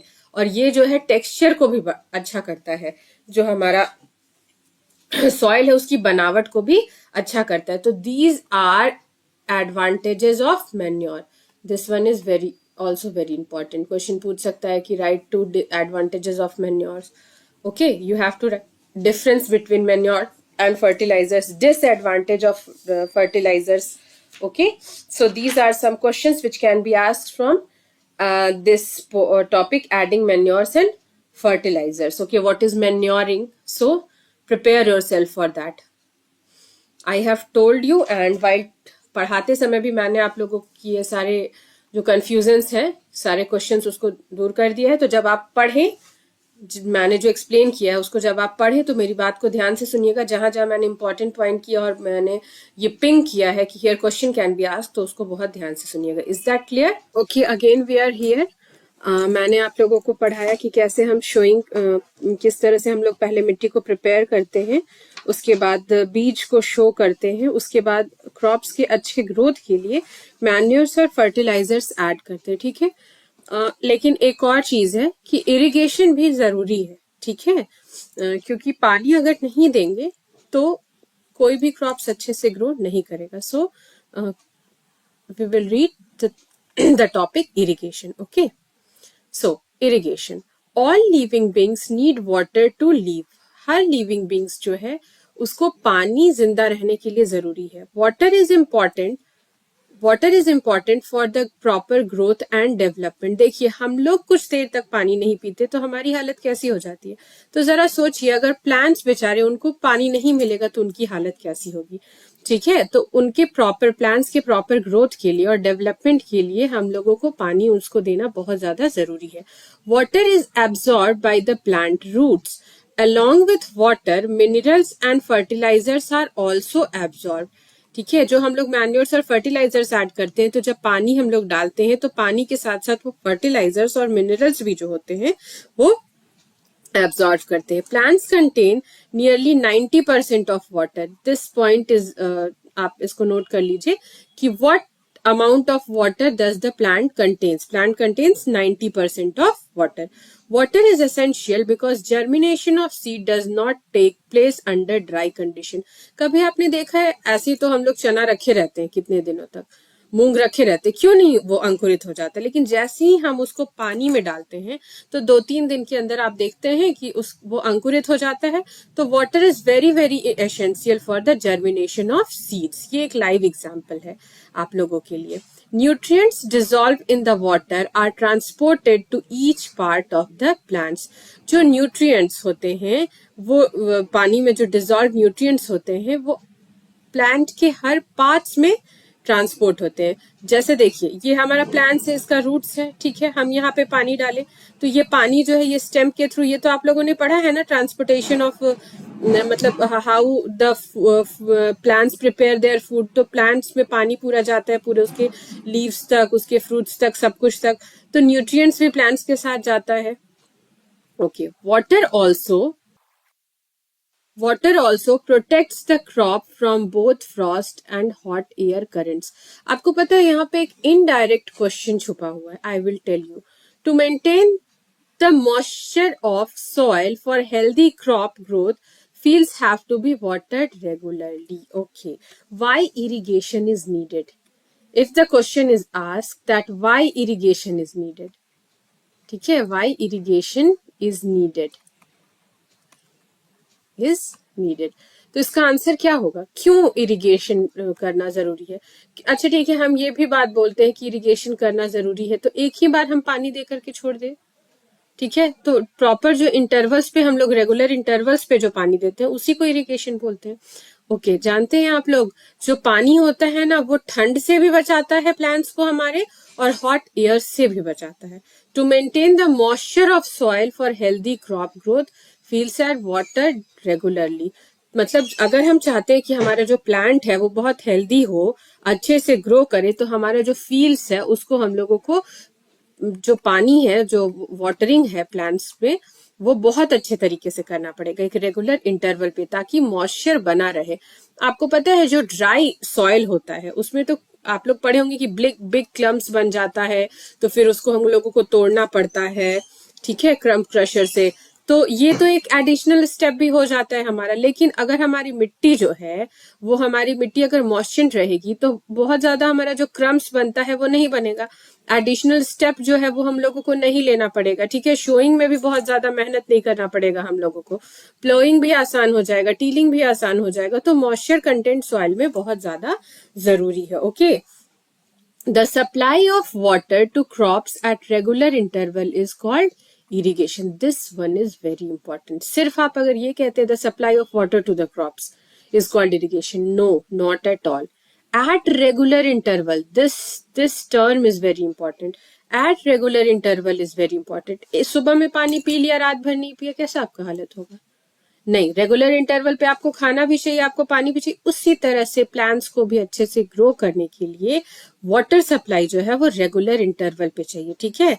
This is very important. To supply irrigation याद करना है, कुछ करने की जरूरत है. Supply of water to the crops, regular interval, ये दो टर्म्स याद कर लीजिए, आपको याद हो जाएगा, आपको पता चल जाएगा that yes this one is called irrigation. Okay, इसको हम इरिगेशन कहते हैं. Now the time and frequency of irrigation varies from crop to crop, soil to soil and season to season. अब मेरी बात सुनिए ध्यान से. वीट का अगर आप क्रॉप ग्रो कर रहे हैं तो उसका पानी का नीड अलग है, ठीक है. अगर लेग्यूमिनस प्लांट्स ग्रो कर रहे हैं उसका पानी का नीड अलग है. दूसरी बात, ये तो हो गई क्रॉप पे डिपेंड करता है. दूसरी बात सॉइल पे भी डिपेंड करेगा. देखिए अगर हम लोग सैंडी सॉइल, सबसे अच्छा सॉइल बताइए कौन सा होता है आपका इरिगेशन के लिए. लूमी सॉइल जो होता है, क्योंकि उसमें ह्यूमस भी होता है और उसमें जो वाटर रिटेनिंग कैपेसिटी होता है वो भी अच्छा होता है. बट इन केस मान लीजिए किसी केस में हमको सैंडी सॉइल में ही हमको करना है इरिगेशन, तो वहां पर तो फिर हमको जो पानी जो सप्लाई है उसको तो ज्यादा करना पड़ेगा, क्योंकि आपको पता है कि सैंडी सॉइल्स के जो पार्टिकल्स होते हैं वो दूर दूर होते हैं, तो पानी तो बह करके निकल जाएगा, वाटर रिटेनिंग कैपेसिटी नहीं होगी. अच्छा, एक और बात आपको मैंने बार बार पढ़ाया होगा, मैन्योर जब मैं पढ़ा रही थी तो, कि मैन्योर ऐड करते हैं तो वो जो जो मतलब सॉइल होता है उसका वाटर रिटेनिंग कैपेसिटी को बढ़ाता है, वाटर होल्डिंग कैपेसिटी को बढ़ाता है। अच्छा, क्या होगा वाटर होल्डिंग कैपेसिटी को अगर बढ़ा दिया जाएगा, और क्या होगा अगर किसी भी मतलब सॉइल का वाटर रिटेनिंग कैपेसिटी जो है वो अच्छा नहीं होगा? Now I am going to tell you why it is needed. देखिए ये क्यों बहुत ज्यादा जरूरी है कि आपका वाटर रिटेनिंग कैपेसिटी जरूरी होता है। ठीक है, मान लीजिए कि हम पानी डालें क्रॉप से, पानी बह गया, जो सॉइल है वो पानी को रिटेन नहीं कर पाया, पानी बह गया तुरंत में। तो जब तक हम वाटरिंग कर रहे हैं तब तक तो आपका रूट्स पानी को लिया, लेकिन जैसे ही हमने वाटरिंग करना बंद किया, इरिगेशन पानी देना बंद किया, तो क्योंकि सॉइल तो रिटेन कर नहीं पा रहे हैं मॉइस्चर को, तो वो तो बाद में नहीं पानी देनी पड़ेगा। वहीं अगर ऐसा कोई सॉइल है जो कि पानी को होल्ड करके रख पा रहा है, तो वो क्या करेगा, हम वाटरिंग कर रहे हैं उसके बाद भी रूट्स को पानी मिलता रहेगा। तो ये जो रूट होगा, ये जो क्रॉप होगा, ये ज्यादा हेल्दी होगा। किसके रेस्पेक्ट में? ऐसे किसी क्रॉप के रेस्पेक्ट में जिस सॉइल का वाटर रिटेनिंग कैपेसिटी नहीं अच्छा है। इसीलिए मैन्योर जो है हम लोगों को जरूरी होता है सॉइल में डालने का। ओके, अब ये भी देखिए, एक तो ये सॉइल टू सॉइल मैंने आप लोगों को एक्सप्लेन कर दिया कि कैसे डिफरेंस होता है सीजन टू सीजन। एक बात समझिए कि पानी आखिर हम लोग रेगुलर इंटरवल पे क्यों डाल रहे हैं? क्योंकि इवेपोरेशन से कंटिन्यूअसली सॉइल जो है अपने पानी को सनलाइट के द्वारा एब्जॉर्ब हो रहा है। ठीक है, मिट्टी तो पूरा सनलाइट के नीचे ही है ना, तो ठीक है, सनलाइट की वजह से इवेपोरेशन भी तो हो रहा है सॉइल से पानी का। तो जहां पे बहुत, जैसे कि आप मान लीजिए कि समर सीजन है, तो उस समय आपको बहुत जो फ्रीक्वेंसी है वो बहुत फ्रीक्वेंट रखना पड़ेगा, बहुत फ्रीक्वेंट इंटरवल्स पे आपको पानी डालना पड़ेगा। वही रेनी सीजन पे तो रेन खुद ही हो रहा है, सनलाइट उतना ज्यादा नहीं है, खुद ही ह्यूमिडिटी है। ठीक है, जो इन्वायरमेंट है उसमें खुद ही ह्यूमिडिटी है, वाटर पार्टिकल्स हैं इन्वायरमेंट में, तो इवेपोरेशन उतना हाई रेट पे नहीं होगा, तो उस टाइम पे आपको बहुत ज्यादा वाटरिंग करने का जरूरत नहीं है। Okay, so these are the differences. Now we will move forward. Now, here one question is, in summer, the frequency of watering is high. Why it is so? This is good question. देखिए ये बहुत अच्छा question है. In summer, the frequency of watering is high. अभी मैंने आप लोगों को समझाया कि जो समर सीजन है उसमें तो जो वाटरिंग का फ्रीक्वेंसी होना चाहिए वो हाई होना चाहिए, लेकिन क्यों? क्योंकि समर में इवेपोरेशन ज्यादा होता है, evaporation of water from the soil and leaves are high, क्योंकि धूप बहुत कड़ा निकलता है, तो पौधों पर भी धूप पड़ता है, तो इवेपोरेशन क्या होगा, बहुत ज्यादा होगा, जिसकी वजह से जो वाटर का जो मतलब जो वाटर सॉइल रिटेन करके रखा है वो ज्यादा उड़ जाएगा। ठीक है, तो सॉइल को हम लोगों को रेगुलर इंटरवल पे जल्दी जल्दी पानी देना पड़ेगा ताकि हमारा जो क्रॉप्स है वो अच्छा हो गए। सोर्सेज ऑफ इरिगेशन, अब हमने समझ लिया इरिगेशन किसको कहते हैं, what is irrigation? Supply of water in regular interval, ये बिल्कुल याद रखिएगा, supply of water and regular interval, this is called irrigation. Okay, now sources of irrigation. What are the sources of irrigation? The sources of water for irrigation are wells, tube well, pond, lake, river, dams and canals. Here also one question, so name two sources of water, well and dam, then you have to answer. Yeah, 5 sources of irrigation. Okay, sources of water for irrigation can be asked. Write the names of 2 sources of water for irrigation. Okay. Now we will study methods of irrigation. Okay, methods of irrigation. Now we will study there are 2 types of irrigation, methods of irrigation, one traditional method and one modern method. Okay, there are certain types of traditional irrigation. Okay, कुछ types होते हैं traditional irrigation के भी, वो क्या types होते हैं मैं आपको बताती हूँ. The water available in the well, lakes and canals is lifted up by different method by different reason for taking it to the fields. Cattle or human labor is used in these methods, so these methods are cheaper but less expensive. The various traditional methods ways are moat, chain pump, and 2 more are there, ढेकली and rah. Okay, देखिए जो water available होता है हमारे कुएं में, नदी में, तालाब में, कैनल में, उनको हम लोग लिफ्ट करते हैं बहुत डिफरेंट तरीके से, डिफरेंट रीजंस में. क्यों? पानी में हम लोग खेती करने के लिए, ठीक है, पानी को खेत में डालने के लिए. पर ये बहुत इफिशिएंट नहीं होता है, इसमें पानी बहुत यूनिफॉर्म तरीके से खेतों में नहीं जाता है। दूसरा, इसमें बहुत कैटल का भी हम लोग यूज करते हैं, और मेहनत बहुत ज्यादा लगता है, मेहनत ज्यादा लगता है, और रिजल्ट जो हमको मिलता है वो उतना अच्छा नहीं मिलता है। इसलिए ट्रेडिशनल मेथड्स को हम बहुत अच्छा नहीं बोल सकते, बट हम लोगों को पढ़ना है तो हम लोग पढ़ेंगे ही कि ट्रेडिशनल मेथड्स क्या क्या होते हैं। Okay, so first one is moating. देखिए फर्स्ट वन क्या है, ये मोटिंग है। ये पिक्चर बहुत अच्छे तरीके से सबसे पहले आप लोग देख लीजिए। देखिए मोटिंग को पुली सिस्टम भी बोलते हैं, ठीक है, मोटिंग को हम लोग पुली सिस्टम भी बोलते हैं। It is simply like that कि देखिए कोई भी सामान बाल्टी या कंटेनर से हम लोग जैसे कुएं से बाल्टी से पानी निकालें और उसके बाद फिर देखिए ये कैनाल टाइप का बना हुआ है, ये खेतों में ऐसे करके जाता है, इसमें पानी डाले, फिर यहाँ से बह करके ये खेत में गया, ठीक है। इसका डिसएडवांटेज समझ रहे हैं आप लोग। देखिए यहां से हम एक बाल्टी पानी डाले, ये पूरा वे से जा रहा है, अब इधर इधर का भी तो सॉइल जो है सो पानी को एब्जॉर्ब, यहां तक पहुंचा पानी, ठीक है, यहां तक पानी पहुंचा तो क्या हुआ, एब्जॉर्ब हुआ, फिर यहां से आगे गया तो एब्जॉर्प्शन में कमी आएगा, तो यहाँ का फसल थोड़ा अच्छा हो जाएगा, फिर यहाँ का जो फसल है वो थोड़ा कम अच्छा होगा। अच्छा, अब पहली बार में ऐसा हुआ, दूसरी बार में गया तो फिर इसी रास्ते से गया, तो क्या ये यूनिफॉर्म होगा? जो पानी का लेवल इस क्रॉप को मिल रहा है क्या वही इस क्रॉप को मिलेगा? नहीं, रास्ता तो यही सेम है ना, बात को समझो। बिल्कुल, हम पानी को डाले, एक बार में ये यहां से यहां गया, इतनी दूर की जमीन भी तो पानी को आपका ऑब्जॉर्व कर रही है, और जो यहाँ का यील्डिंग होगा क्रॉप का वो इस जगह का नहीं होगा, तो प्रॉपर तरीके से पूरे खेत में पानी भी नहीं पटेगा, ऊपर से मेहनत भी बहुत ज्यादा लगेगा। और आप सोचिए कि एक खेत को मतलब पटाने में, इरिगेट करने में कितना टाइम लग रहा है हमारा, ठीक है। दूसरा जो इसका मेथड है, हमारा ट्रेडिशनल मेथड है, वो है चेन सिस्टम, ठीक है, chain system. Okay, let's learn about it also.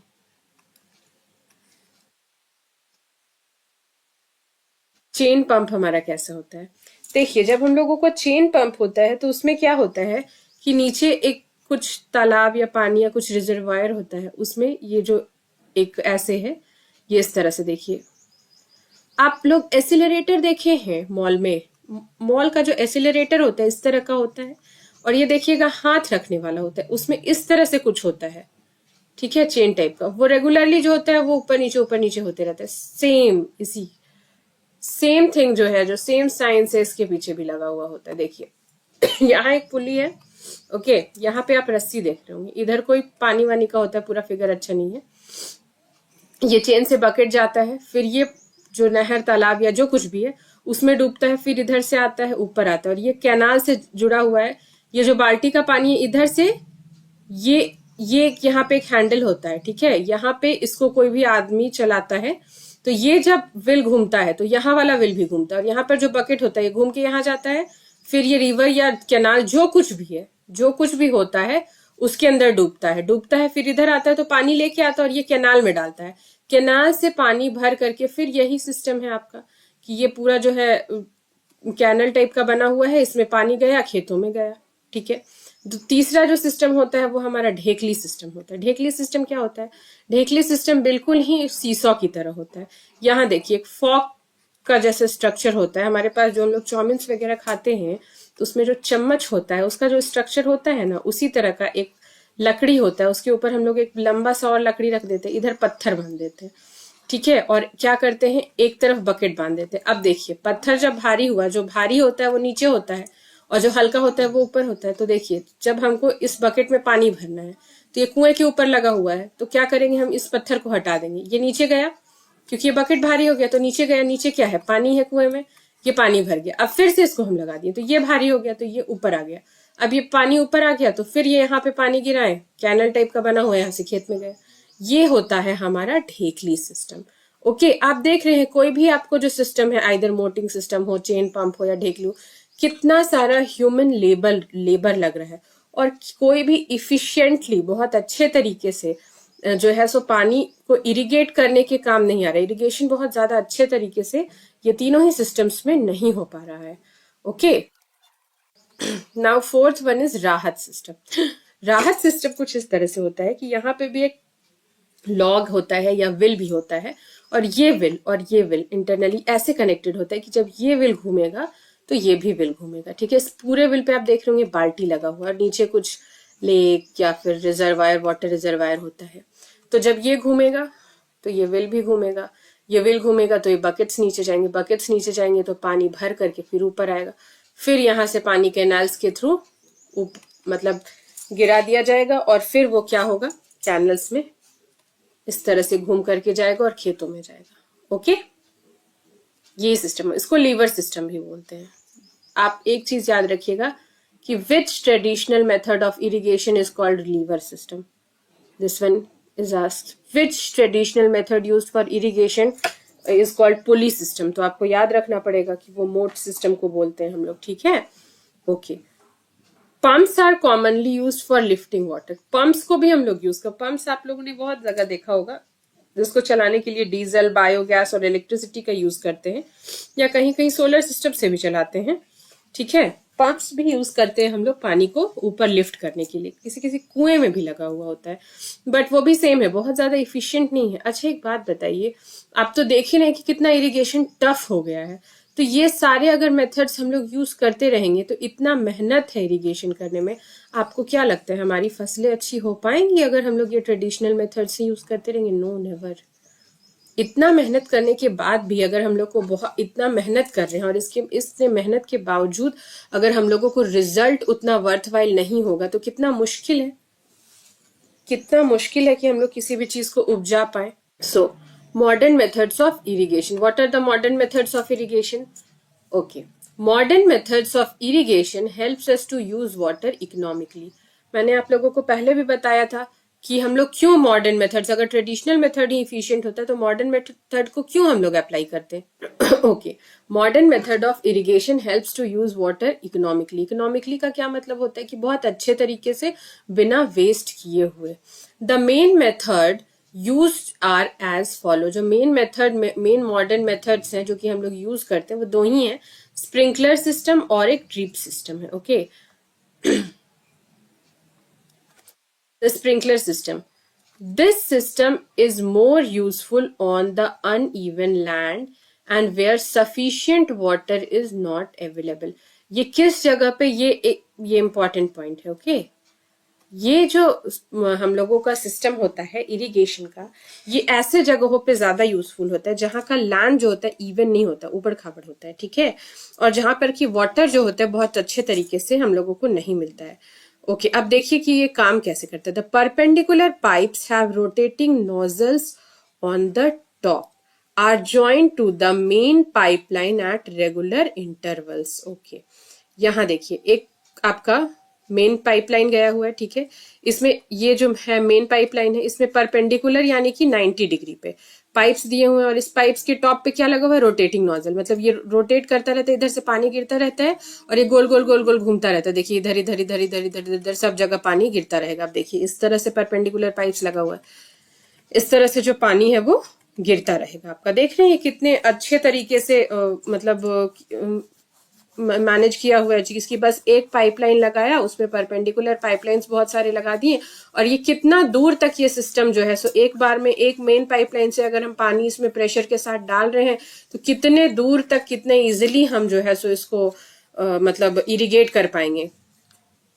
Land को। ओके, सॉइल को, हमारा जो सॉइल है उसको कितने अच्छे तरीके से फील्ड को हम लोग इरिगेट कर पाएंगे। Okay, now when water is allowed to flow through the main pipe under pressure with the help of pump, it escapes from the rotating nozzles. Okay, it gets sprinkled on the crop of it as if it is raining. Sprinkler is very useful in lawns, coffee plantation and several other crops. ठीक है, आप देखिएगा यहाँ पे क्या क्या होता है कि मेन पाइपलाइन से हमारा प्रेशर के साथ पानी गया, ठीक है, ये पंप के थ्रू पानी ऊपर आया, मेन पाइपलाइन में हम लोग पानी डाले, ये जो हमारा परपेंडिकुलर पाइप से उसमें गया और जो रोटेटिंग नॉवल से उसके थ्रू ऐसे क्रॉप्स, जैसे देखिए यहाँ पे क्रॉप्स है, क्रॉप्स के ऊपर पानी इस तरह से पड़ रहा है जैसे कि रेन हो रहा है, ठीक है, it's as if it is raining. तो ये एक लॉन्स में जो हमारा, आप देखिएगा बड़ा बड़ा लॉन्स होता है ना, जहाँ छोटा छोटा घास रहता है, या कॉफी प्लांटेशन जहाँ होते हैं, और भी बहुत तरह के प्लांट्स क्रॉप्स की ग्रोथ के लिए बहुत ज्यादा इम्पोर्टेंट होता है। Now next we come to the drip system. Okay, हम ड्रिप सिस्टम पे ध्यान देते हैं. अब सेकेंड है ये हमारा क्या है, ड्रिप सिस्टम. अब देखिए इसका पिक्चर मैं आप लोगों को दिखा देती हूँ पहले. I have told you earlier also कि हमें पिक्चर पहले देखना चाहिए जिससे कि हमको समझने में इजी हो. ओके, नाउ ये देखिए सेम है, पंप के थ्रू पानी गया, लेकिन इसमें क्या हो रहा है ना कि एक हम लोग पाइप देते हैं और पाइप जो रहता है ना उसमें होल्स रहता है. ठीक है, और ये होल्स जो होता है वो कहाँ होता है पता है आप लोगों को? होल्स जो होता है ठीक जो प्लांट्स का रूट होता है उसी के पास होता है, और छोटे छोटे होल्स होता है. इससे पानी गया और ड्रिप बाय ड्रिप करके पानी का वेस्टेज भी नहीं होता और सीधे रूट्स में पानी जाता है. ये according to me also it's best way of irrigation. पानी का एक तो वेस्टेज नहीं हो रहा है और सीधे रूट्स के क्या प्लांट्स के जो है रूट्स में जा रहा है पानी. तो this one is best, I think सो.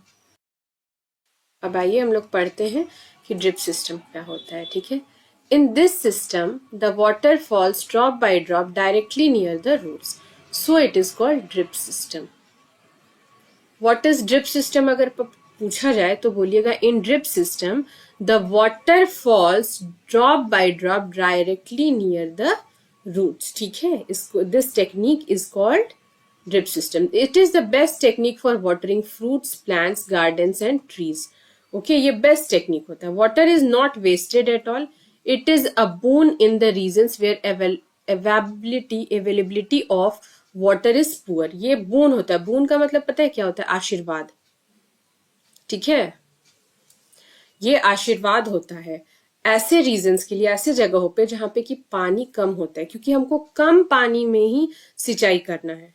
ठीक है, तो सबसे ज्यादा ऑप्टिमम यूटिलाइजेशन ऑफ रिसोर्सेज हम लोग बोलते हैं ना कि कम चीज में हम ज्यादा अगर फ्रूटफुल प्रोडक्ट निकाल पाए तो वो ज्यादा अच्छा है. कम चीज में बहुत अच्छे से उसको यूज कर लिए.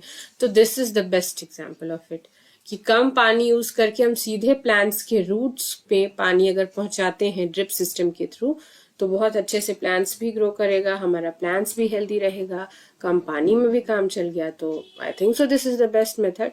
सो आपसे इस तरह से भी क्वेश्चन पूछते हैं कि how you can say that drip system is the best way of irrigation. So you have to explain it like that, okay, because water is not wasted and it can be used in those regions also where the availability of the water is poor. इस बात को दिमाग में रखिएगा. जब भी हम लोग पढ़े तो इस बात ये दिमाग में होना चाहिए कि इनडायरेक्ट क्वेश्चंस भी अगर कुछ आए तो उसका हम आंसर दे पाए. ओके, अब देखिए, अब हम लोग आते हैं प्रोटेक्शन फ्रॉम वीड्स. वीड्स मैंने आप लोगों को बताया था अनचाहे जंगली पौधे. Okay, now Bojo and Paheli went to a nearby wheat field and saw that there were some other plants in the field growing along with the wheat plants. Okay, in a field, many other undesirable plants may grow naturally along with the crop. The undesirable plants are called weeds. जो undesirable plants होते हैं उनको क्या कहते हैं हम? weeds कहते हैं. ओके,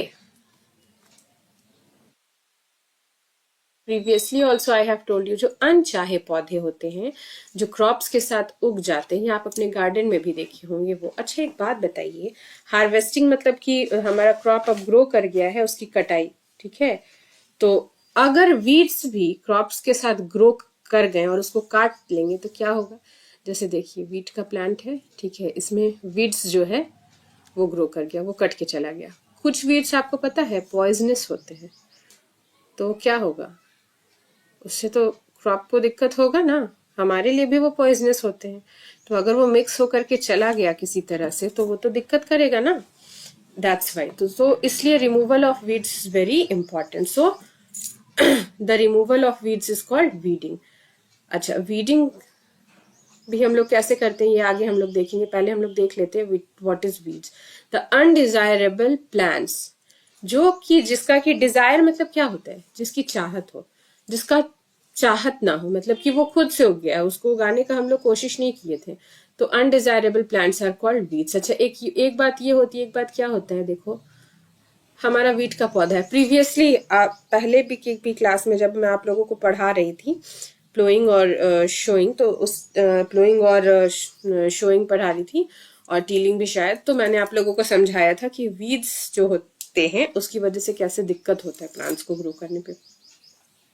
वीड्स फिर भी एक बार और समझा देते हैं। वीट के बगल में ये वीड्स हो गया, ठीक है। वीट का जो प्लांट है वो तो लेगा ही आपका न्यूट्रिएंट्स और सनलाइट, वाटर, जो कुछ भी है। वीड्स अगर रहेगा तो वो भी ले लेगा, तो इससे क्या होगा, ये एक हेल्दी क्रॉप नहीं होगा, ठीक है। इसलिए removal of weed is very very important. Weeding is necessary since weeds compete with crop plant for water, nutrient, space and light. Okay, weeding is necessary क्यों? क्योंकि वो जो क्रॉप प्लांट्स है उसके साथ उसको भी चाहिए। अब वो भी है बगल में, तो उसी सॉइल में है, तो उसको भी तो चाहिए, सनलाइट चाहिए अपने आप को ग्रो करने के लिए। इसलिए weeding is, removal of weeds is very important. दस they affect the growth of crop. Some weeds interfere even in harvesting and may be poisonous for animals and human beings. कुछ जो वीड्स होते हैं वो हार्वेस्टिंग के time पे भी आपको इंटरफेयर करेंगे, ठीक है। दिक्कत होगा हम लोगों को काटने में क्रॉप्स को, और वो बहुत पॉइजनस भी होते हैं एनिमल्स के लिए भी और ह्यूमन बींग्स के लिए भी। यहाँ भी एक क्वेश्चन पूछ सकता है कि what will happens if weeding is not done. Okay, what will happen if weeding is not done? So your answer will be, if weeding is not done, so they can compete with the crop plants for water, nutrients, space and light, and they'll affect the growth of crops, and even they are poisonous for animals and human beings also. So we'll move further. Farmers adopt many ways to remove weeds and control their growth. जो farmers होते हैं वो बहुत सारा जो तरीका होता है उसको अडॉप्ट करते हैं, किस लिए? वीड्स के रिमूवल के लिए और उसको कंट्रोल करने के लिए। Tilling before showing off crops helps in uprooting and killing of weeds which may then dry up and get mixed with the soil. The best time for removal of weed is before they produce flowers and seed. क्या होता है कि जब हम लोग tilling करते हैं और प्लोइंग करते हैं उस टाइम पे भी हम लोग जो है सो वीड्स को हटाते हैं, हट जाता है। लेकिन जो बेस्ट वे होता है ना हटाने का, उसको बेस्ट जो टाइम होता है उसको हटाने का, वो होता है वीड्स का कि जब वो फ्लावर्स प्रोड्यूस नहीं किए हो, मतलब वो पूरी तरह से ग्रो नहीं किए हो। The manual removal includes physical removal of weeds by uprooting और cutting them close to the ground. जो मैनुअल रिमूवल है, मतलब देखिए कि यहाँ वीड्स है तो उसका जड़ से ही हम उसको उखाड़ दिए फ्रॉम टाइम टू टाइम, मतलब टाइम टू टाइम वो ग्रो करते रहते हैं तो आपको उसको हटाना पड़ेगा। शोइंग और प्लोइंग के टाइम पे तो हम लोग वीडिंग किए थे, ठीक है, हटाए थे। लेकिन क्या हो रहा है कि अब क्रॉप ग्रो कर रहा है तो हमको ये भी देखना होगा कि क्रॉप के ग्रोथ के साथ कहीं वीड्स भी तो नहीं ग्रो कर गया है।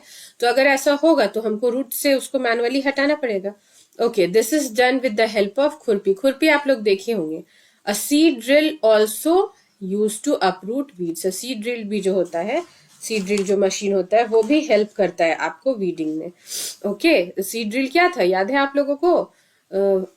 हम लोग शोइंग के लिए यूज करते थे उस मशीन को। ओके, खुरपी की हेल्प से भी हम लोग मैनुअली खुरपी से क्या करते हैं कि इस तरह से आप लोग देखे होंगे इस तरह का होता है, ठीक है। खुरपी छोटा सा होता है और हम लोग अपने गार्डन्स में भी यूज करते हैं, तो उसको जड़ से हटा देते हैं। Weeds are also controlled by certain chemicals called weedicides. कुछ केमिकल्स भी यूज करते हैं वीड्स को कंट्रोल करने के लिए, that is called weedicide, like 2,4-D। Okay, this term is important. What are weedicides? Okay, define weedicides. So what are weedicides? Some chemicals that are used to control weeds are called weedicides. These are spread in the fields to kill weeds. ये जो है field में हम लोग क्यों करते हैं इसको स्प्रे? ताकि वीड्स जो है, अनचाहे जो पौधे हैं, उनको हम लोग क्या करें, उनको रिमूव करें। The weedicides are diluted. Now how weedicides we spray on the field are diluted with water to extent required and sprayed in the field with sprayer. एक स्प्रेयर लेते, स्प्रेयर आप लोगों ने देखा है, सलून में भी हम लोगों ने देखा होगा।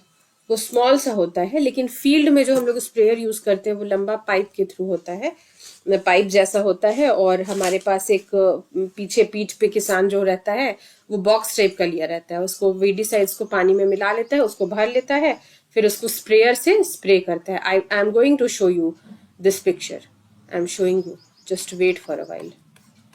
देखिए यहाँ पे ये किसान जो है ये क्या कर रहा है, स्प्रेइंग वीडिसाइड्स। और देख रहे हैं ये वीडिसाइड्स जो है, सो ये जो किसान है इसको हार्म कर सकता है, इसलिए इसका जो माउथ है वो ढका हुआ है। ओके, तो देखिए किस तरह से ये वीडिसाइड्स को फील्ड पे डाल रहा है। Okay, now as already mentioned, the weedicides are sprayed during the vegetative growth of weeds before flowering and seed formation. Spraying of weeds may affect the health of farmer, so they should use these chemicals very carefully. This is important. When we have to remove the weeds, okay, what is the optimum time for removing the weeds? हम लोगों को उसकी vegetative growth जब होता है ना, उसी time पे वीड्स को हटा देना चाहिए ताकि उसमें फ्लावरिंग ना हुआ हो, सीड फॉर्मेशन ना हुआ हो। ठीक है, वीडिसाइड्स को उसी समय हटा दीजिए जबकि उसका सीड्स ना हुआ हो। नहीं तो क्या होगा कि हम हटा रहे हैं, सीड्स हो गया है, गिर के सॉइल में चला जाएगा, फिर एक वीड आ जाएगा, तो फिर बहुत दिक्कत होगा। ओके, मतलब एक को हटाएंगे वो रक्त बीज वाला कहानी शुरू हो जाएगा। नाउ स्प्रेइंग ऑफ वीडिसाइड्स में effect the health of farmer. Weedicides को जो हम लोग स्प्रे करते हैं वो फार्मर्स के हेल्थ पे भी असर कर सकते हैं। So they should be use these chemicals very carefully. इसीलिए आपने देखा था कि जो फार्मर है वो मुंह पे मास्क लगा के यूज कर रहा था। They should cover their nose and mouth with a piece of cloth during spraying of these chemicals. ये जो फार्मर्स हैं इनको अपना नोज और माउथ को क्या करना चाहिए, अच्छे से कवर कर लेना चाहिए जब हम लोग इस केमिकल्स को स्प्रे करते हैं तब। Okay, is it clear for everyone? Now harvesting is also done. What is the meaning of harvesting? Harvesting of a crop is an important task. The cutting of crop after it is mature is called harvesting. देखिए हमारा जो crop है वो जब बड़ा हो जाता है, जब मेच्योर हो जाता है, ठीक है, तो हम उसकी कटाई करते हैं। आपने सुना होगा कि गांव देहात के लोग बोलते हैं कि अब तो जो हमारा जो मतलब जो अनाज है, जो हमारी फसल है वो जो है सो वो मेच्योर हो गई है, तो अब उसकी कटाई करनी है। तो what is the meaning of कटाई? ये कटाई जो करना हम लोग बोलते हैं, तो एक्चुअली ये क्या होता है, ये हार्वेस्टिंग होता है। In harvesting crops are pulled out और cut close to the ground. Okay, close to the ground. It usually takes 3 to 4 months of a cereal crop to mature. ठीक है, जो सीरियल क्रॉप्स होता है हमारा उसको ग्रो करने में कितना टाइम लगता है? 3 to 4 months लगता है। ठीक है, मान लीजिए कि आप जुलाई में उसको बोए। ओके, तो जुलाई यानी कि जुलाई, अगस्त, सितंबर, अक्टूबर नवंबर में हम उसको काट देंगे। ठीक है, उसकी कटाई कर देंगे। Harvesting is in our country is either done manually by sickle or by machine called harvester. This is sickle. ये जो है ये सिकल है, आपने देखा होगा। एक ऐसे हसुआ टाइप का होता है, उसको बोलते, तो that is called sickle. Okay, now तो हमारे जो खेत होते हैं, हमारा जो कंट्री होता है, उसमें या तो हम लोग खुद हाथ से करते हैं कटाई, ठीक है, या तो फिर उसको एक मशीन से करते हैं जिसको कि हम लोग हार्वेस्टर बोलते हैं। Now this one is very important. This definition is also very important, that what is harvesting? Okay, harvesting of a crop is an important task. The cutting of crop, आप एकदम ये टर्म याद रखिएगा, cutting of crop, harvesting. Okay, terms याद रखिएगा, बहुत ज्यादा आपको मेहनत करने की जरूरत नहीं होगी। अच्छा, एक और बात पूछा जा सकता है, how much time it takes to get mature of a cereal crops? 3 to 4 months. Harvesting in our country is done manually by sickle. Name the tool which is used for manual harvesting of crops. So the name of tool is sickle. By a machine, or if we are doing harvesting by a machine, then what that machine's name is? It is harvester.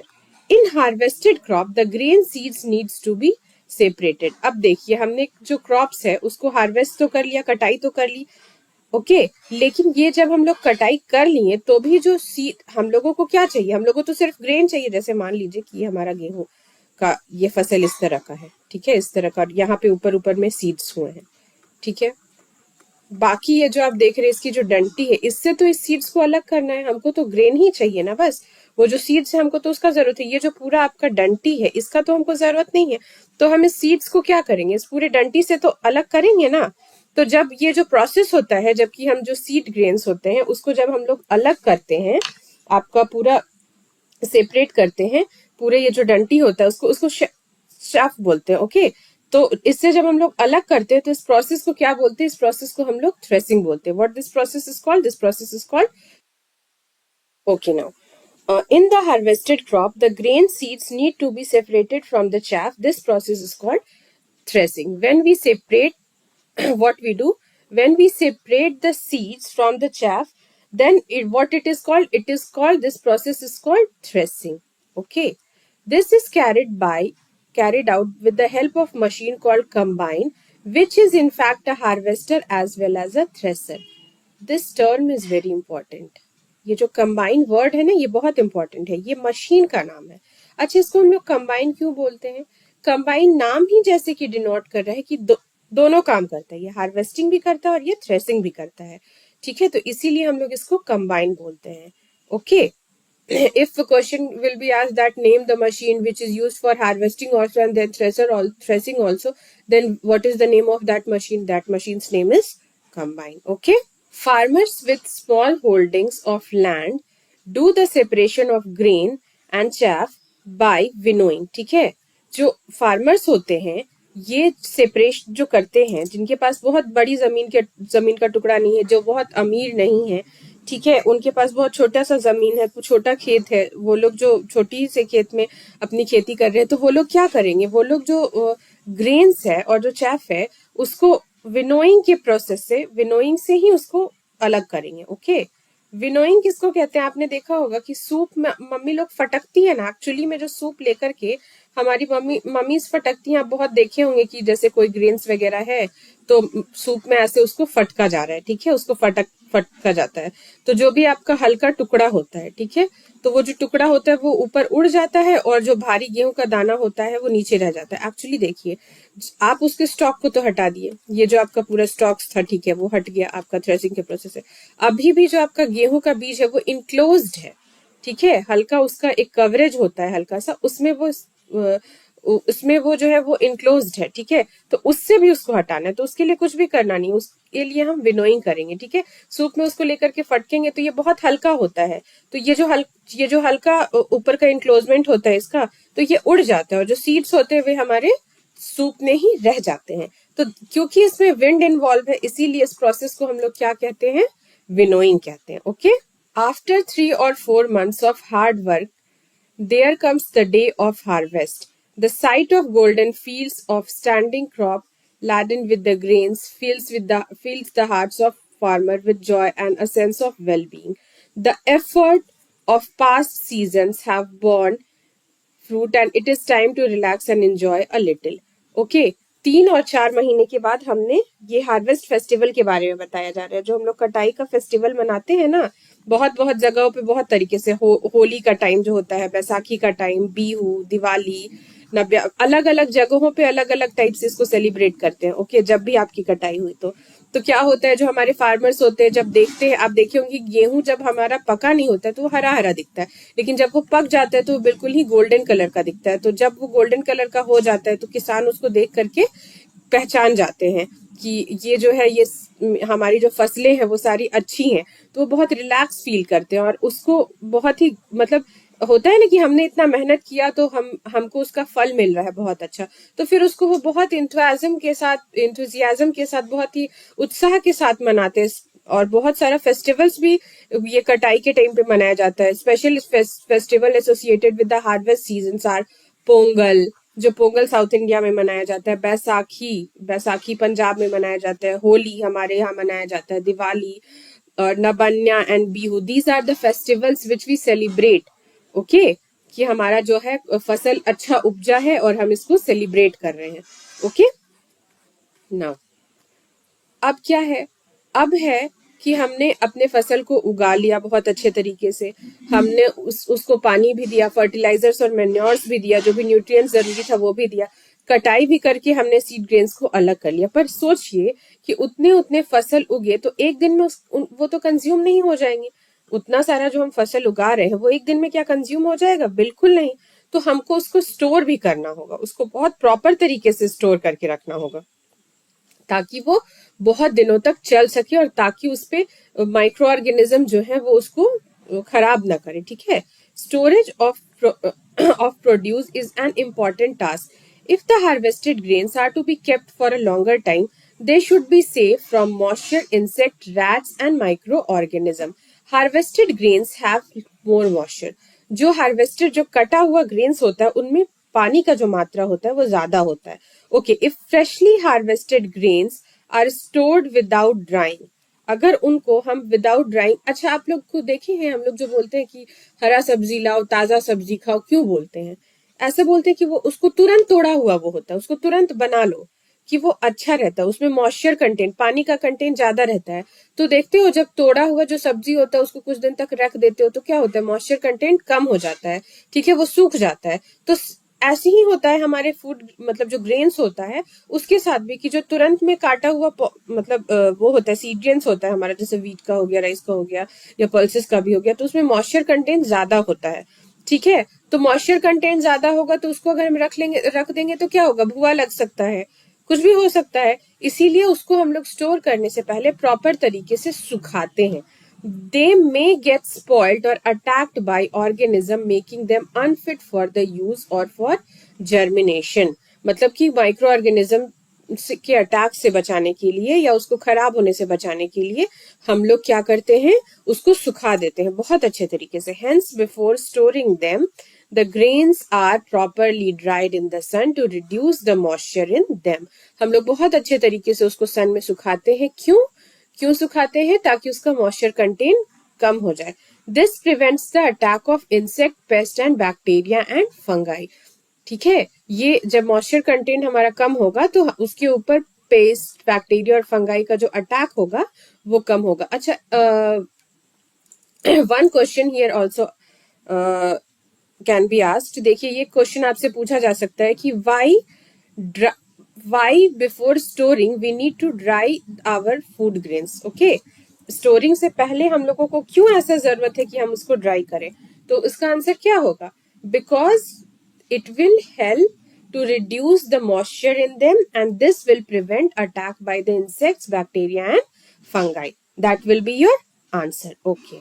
Farmers store grains in a jute bag और metallic beans. जो farmers हमारे होते हैं वो क्या करते हैं कि जो हमारा ग्रेन्स होता है या तो उसको जूट बैग में रखते हैं या मेटालिक बीन्स में रखते हैं. However, large scale of storage of grains is done in silos and in granaries to protect them from pests like rats and insects. Okay, now I will show you some pictures. These are the pictures of शिलोज. शिलोज कुछ नहीं होता है. शिलोज जो होता है ना, actually में metallic tank होता है, जिनमें हम लोग ये देख रहे हैं ये मेटल टैंक्स है और इसको बनाया गया है आपका गेहूं को या किसी भी तरह का फूड ग्रेन्स जो आपका है, जो क्रॉप है, जो आप अच्छे से मतलब मेच्योर क्रॉप है उसको आप निकाल चुके हैं, हार्वेस्ट कर चुके हैं, उसको स्टोर करने के लिए metallic tanks are called silos. Okay, which is used for storing of grains. Okay, now what are granaries? Granaries are store house. आप ये देख रहे हैं यहाँ पे जूट बैग में करके सारा जो धान है हमारा वो रखा हुआ है, ठीक है. So granaries are mostly nothing, they are store house, kind of store house जो कि हम लोग अपने ग्रेन्स को सेव करने के लिए रखते हैं. Okay, now dried neem leaves are used for storing food grains at home. For storing large quantity of grains in a big godowns, specific chemical treatments are required to protect them from pest and microorganism. हम लोग क्या करते हैं कि हम लोग नीम का जो पत्ता होता है उसको एंटीबायोटिक बोलते हैं, ठीक है. तो जब घर में हम लोग ग्रेन्स रखते हैं ना तो नीम के पत्तों को रखते हैं ताकि उस पे माइक्रो ऑर्गेनिज्म का अटैक ना हो. आप देखते हैं हम जब हमारे मुंह पे पिंपल्स निकलता है तो हम नीम के बने हुए फेस वॉश यूज करते हैं, बिकॉज क्यों, वो एंटीबैक्टीरियल होता है, वो इन्फेक्शन से बचाता है, इसलिए माइक्रो ऑर्गेनिज्म का अटैक नहीं होगा. तो इसलिए नीम की पत्तियों को भी हम उसमें डालते हैं, ठीक है.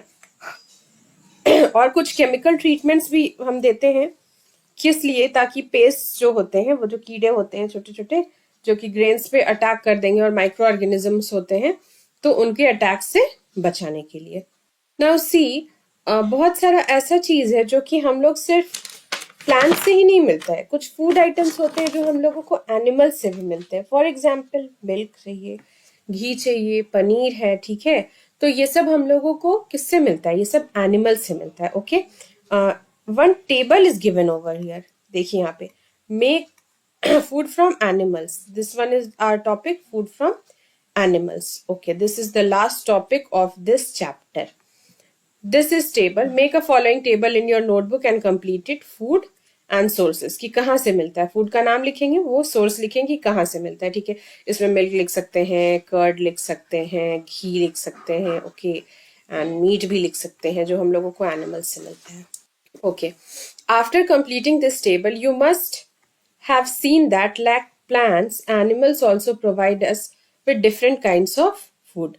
Many people living in coastal areas consume fish as a major part of their diet. Okay, जैसे कि हम लोग प्लांट्स की खेती करते हैं, उसी तरह से हम लोग एनिमल्स को भी अपने पास रखते हैं और उनको भी बहुत लार्ज स्केल में रखते हैं, शेल्टर देते हैं, फूड देते हैं. ठीक है, ताकि उनसे हम लोगों को फूड मिल सके. जैसे कि दूध मिल सके, दूध मिलेगा तो फिर उससे हम पनीर निकालेंगे, घी निकालेंगे. तो ऐसा हम लोग करते हैं. आप देखिएगा कि कोस्टल एरियाज में, जैसे जो समुद्र किनारे, उड़ीसा में बहुत ज्यादा है ऐसा कि फिश हर चीज में डाल देते हैं. बैगन की सब्जी बनाएंगे उसमें भी छोटे छोटे फिशेस डाल देते हैं. ओके, और बहुत सारे लोग फिश की खेती भी करते हैं, तालाब टाइप का रखते हैं घर में, पोखर टाइप का बना करके उसमें फिश को रखते हैं, फिर उसको बेचते हैं. ओके, तो ऐसा भी होता है कि बहुत सारा फूड आइटम्स हमको एनिमल से मिलता है.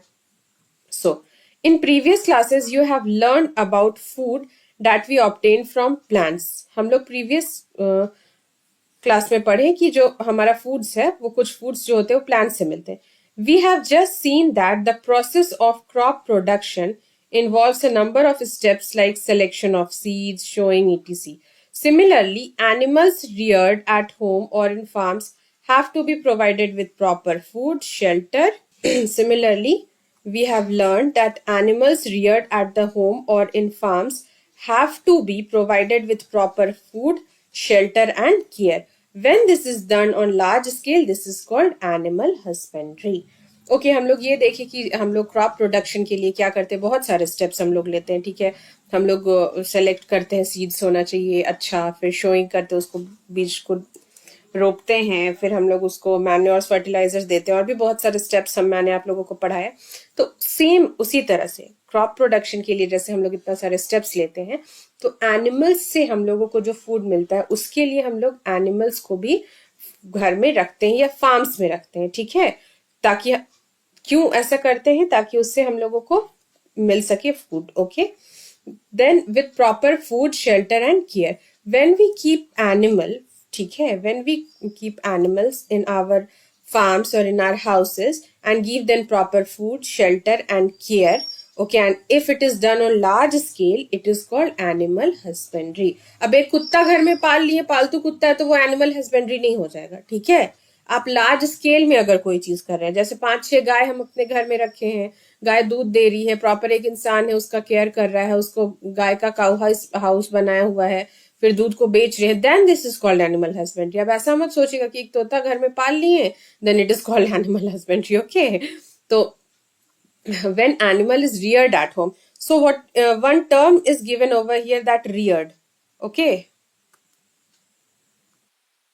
what is the meaning of reared is? The meaning of reared is palna. So here question can be asked, what is animal husbandry and what are the foods which we got from animals? Okay, so what food which we got from animals are like milk, curd, paneer, ghee. Okay, these are the things we got from animals. And what is animal husbandry? Okay, when we reared animals on large scale and give them proper food, shelter and care, then it is called animal husbandry. Okay, now what she is saying, look over here also. इसकी भी बात को सुन लेते हैं. ये लड़की है ना, इसका भी बात कुछ बोल रही है, इसको सुन ही लेते हैं. Fish is good for health. We get cod liver oil from fish which is rich in vitamin D. हाँ, मछली पालन भी करते हैं हम लोग, बहुत सारे लोग करते हैं. मछली खाते हो ना? अब जो वेजिटेरियन है, I am not talking about those. Okay, तो बहुत लोग मछली पालन भी करते हैं, फिर मछली को बेचते हैं. मछली भी good source of vitamin D होती है, कॉड लीवर ऑयल देती है. ओके, तो so we are at the end of this chapter. Now कुछ keywords हैं NCERT के लास्ट बुक्स के पेज में दिए हुए हैं, वो कीवर्ड्स को भी मैं एक बार आप लोगों को बता देना चाहूंगी कि क्या क्या, अगर आप कोई चैप्टर कंप्लीट करते हैं, ठीक है, तो आफ्टर कंप्लीशन ऑफ चैप्टर आपके दिमाग में होना चाहिए ये सारा बात, ये सारे चीजों के लिए आपको रटना ना पड़े, ठीक है, ये सब आपके दिमाग में होना चाहिए। फॉर एग्जाम्पल कीवर्ड्स दिए हुए हैं एग्रीकल्चरल प्रैक्टिसेस, तो जैसे ही एग्रीकल्चरल प्रैक्टिसेस का बात हो रहा है तो एग्रीकल्चरल प्रैक्टिसेस क्या होते हैं, ठीक है, तो आपको याद आ जाना चाहिए बिल्कुल कि कौन कौन सा हमारा एग्रीकल्चरल प्रैक्टिसेस होता है, क्या क्या होता है हमारा एग्रीकल्चरल प्रैक्टिसेस, बताइए, आपके दिमाग में बिल्कुल जल्दी से वो रिकॉल हो जाना चाहिए, ठीक है। एक चैप्टर पढ़ने के बाद बिल्कुल कि preparation of soil, sowing, adding manure and fertilizers, irrigation, protecting from weeds, harvesting and storage. These all comes under agriculture practices. Animal husbandry, just we have learned that animal husbandry जो होता है वो किसको कहते हैं, okay. Now what is crop, crop फसल को कहते हैं। फर्टिलाइजर्स, ठीक है, fertilizers are artificially made inorganic salt, okay, these are prepared in factories. What are granaries, storehouses which are made for storing our grains. Harvesting, kisko cutting of crops, that is called harvesting. Irrigation what I have told you, irrigation क्या मैंने बताया था कि जो supply of water, ठीक है, supply of water and regular interval, ये दो टर्म्स हम लोग याद रखेंगे तो हमको क्या याद रहेगा, इरिगेशन, ठीक है। खारिफ क्रॉप किसको बोलते हैं, खारिफ क्रॉप किसको बोलते हैं, टर्म्स मैंने बताया था खारिफ क्रॉप के लिए, व्हाट इज दैट टर्म, याद है आप लोगों को, मैंने बताया था कि खारिफ क्रॉप्स रेनी सीजन में होता है, तो के आर से याद रहेगा आपको या आर के से याद रहेगा कि रेनी सीजन में खारिफ क्रॉप्स को हम लोग उगाते हैं, तो जो भी क्रॉप्स जो होता है वो रेनी सीजन से में उगता है उसको हम लोग खारिफ क्रॉप बोलते हैं, ठीक है। मैन्योर, मैन्योर क्या होता है, तो manures, water manure, manures are natural substances और obtained by the decomposition of cow dung, okay, और human waste और plant resources जो हमारा नेचुरली मिलता है हम लोगों को, प्लांट्स को न्यूट्रिएंट्स पहुंचाने के लिए, उसको हम लोग मैन्योर बोलते हैं। What is ploughing, rabi crops, what are the rabi crops, seeds what are शिलो, showing and storage, okay, plowing किसको बोलते हैं हम लोग, आपको जैसे ही ये टर्म्स आ रहे हैं तो ऐसे तुरंत आपके दिमाग में आ जाना चाहिए कि व्हाट इज प्लो, प्लॉ का मतलब क्या होता, प्लॉ क्या होता है आपका, सॉरी ये प्लॉइंग मैंने बोल दिया, प्लॉ क्या होता है, प्लॉ एक टूल होता है, okay, which is used for ploughing and it is made up of wood और आयरन, जो कि या तो वुड से बना होता है या आयरन से बना होता है, okay. Now what are rabi crops, rabi crops are those crops which are grown in winter season, WR मैंने बताया था ना आप लोगों को, विंटर सीजन राबी क्रॉप्स, और क्या बताया था, रेनी सीजन खारिफ क्रॉप्स, आर के, ऐसे याद रहेगा। शिलो, शिलो सीड्स क्या होते हैं आपके, सीड्स तो आप लोगों को बहुत अच्छे तरीके से पता होगा कि what is called seeds, seeds किसको बोला जाता है, बीज को बोला जाता है, ठीक है, for used for showing, for growing of crops, okay। now showing, शिलो किसको बोला जाता है, these are metallic bins used for storing of grains,